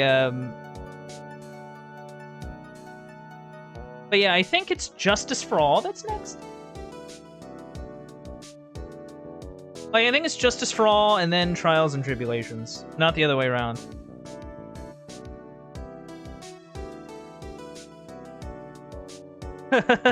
Who was it? Mr. Left? Oh.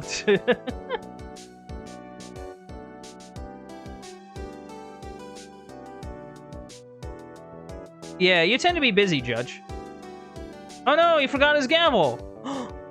Holy cow. I've never seen behind the judge before. I guess that's a seat.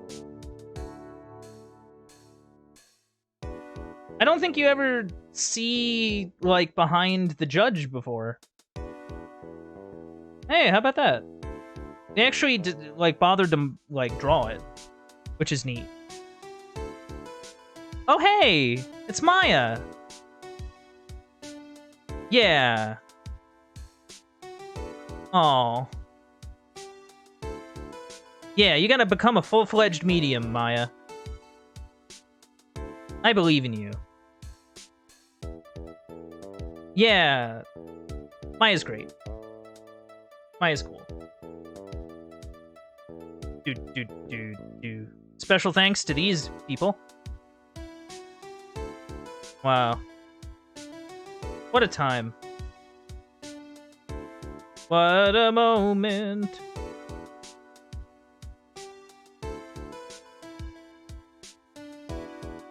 Man.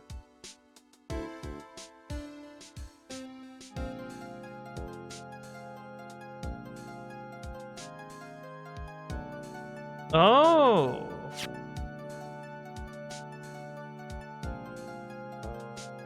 Oh yeah, Edgeworth is gone.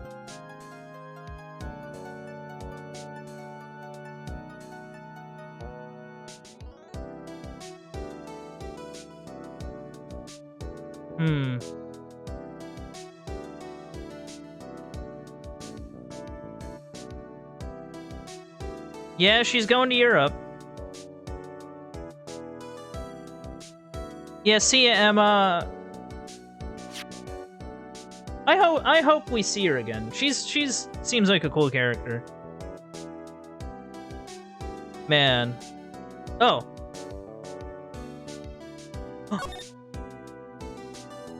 Oh, it has a little letter. Aww. Oh, that's adorable. That's an adorable picture. Wow. Yeah, I guess that's it for the original Phoenix Wright Ace Attorney. Wow. Holy cow. Also, I think that last case took like 3 streams to get through. Okay, so it just dumps me off here. I wonder, does it give like a... Oh no, it actually doesn't. That's interesting. Okay. Well, I don't think it'd be a good idea to start... Justice for All yet? Because we only have an hour. I'm not sure. Well, I don't know if people are hanging out or not, but I'm not sure whether to go with not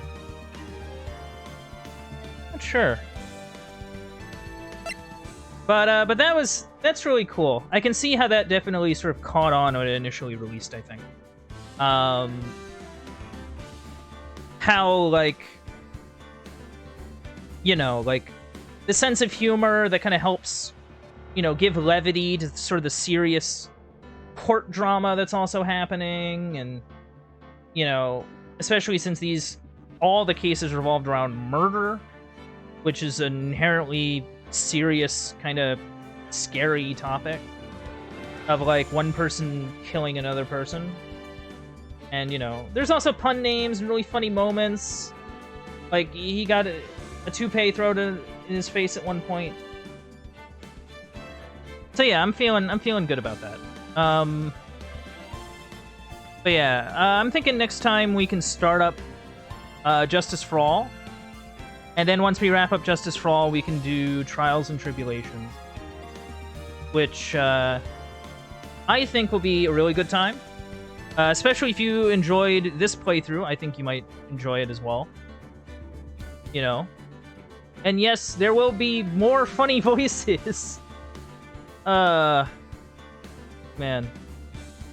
But I think we're gonna roll it over to the Aftermath. So what did we learn today? We learned that institutional corruption is bad, actually. We learned that faking evidence is also generally a bad thing to do, as well as blackmail. We also learned that sometimes the best way to get someone's smile back is to prove her little sister's not a murderer. That generally puts a smile on people's faces. Anyway, thank you for coming out to the Uncle Bandit stream. If you enjoyed streams like this, don't be afraid to leave a follow. If you want to help support the stream, you can also sub and donate. Those things are really cool. If you want to check out any old playthroughs or keep up with any current playthroughs, you can head over to the Uncle Bandit stream archive over on youtube.com. And if you want to keep up with any stream updates or just see what I'm up to, you can head over to the Uncle Bandit stream archive over on youtube.com. Oh, I screwed up my read because I was distracted. If you want to keep up with any stream updates, you can see me on Twitter. Yeah, that's what it is. On Twitter, at Uncle_Bandit. This has been it for Phoenix Wright Ace Attorney. And I hope to see you all next time.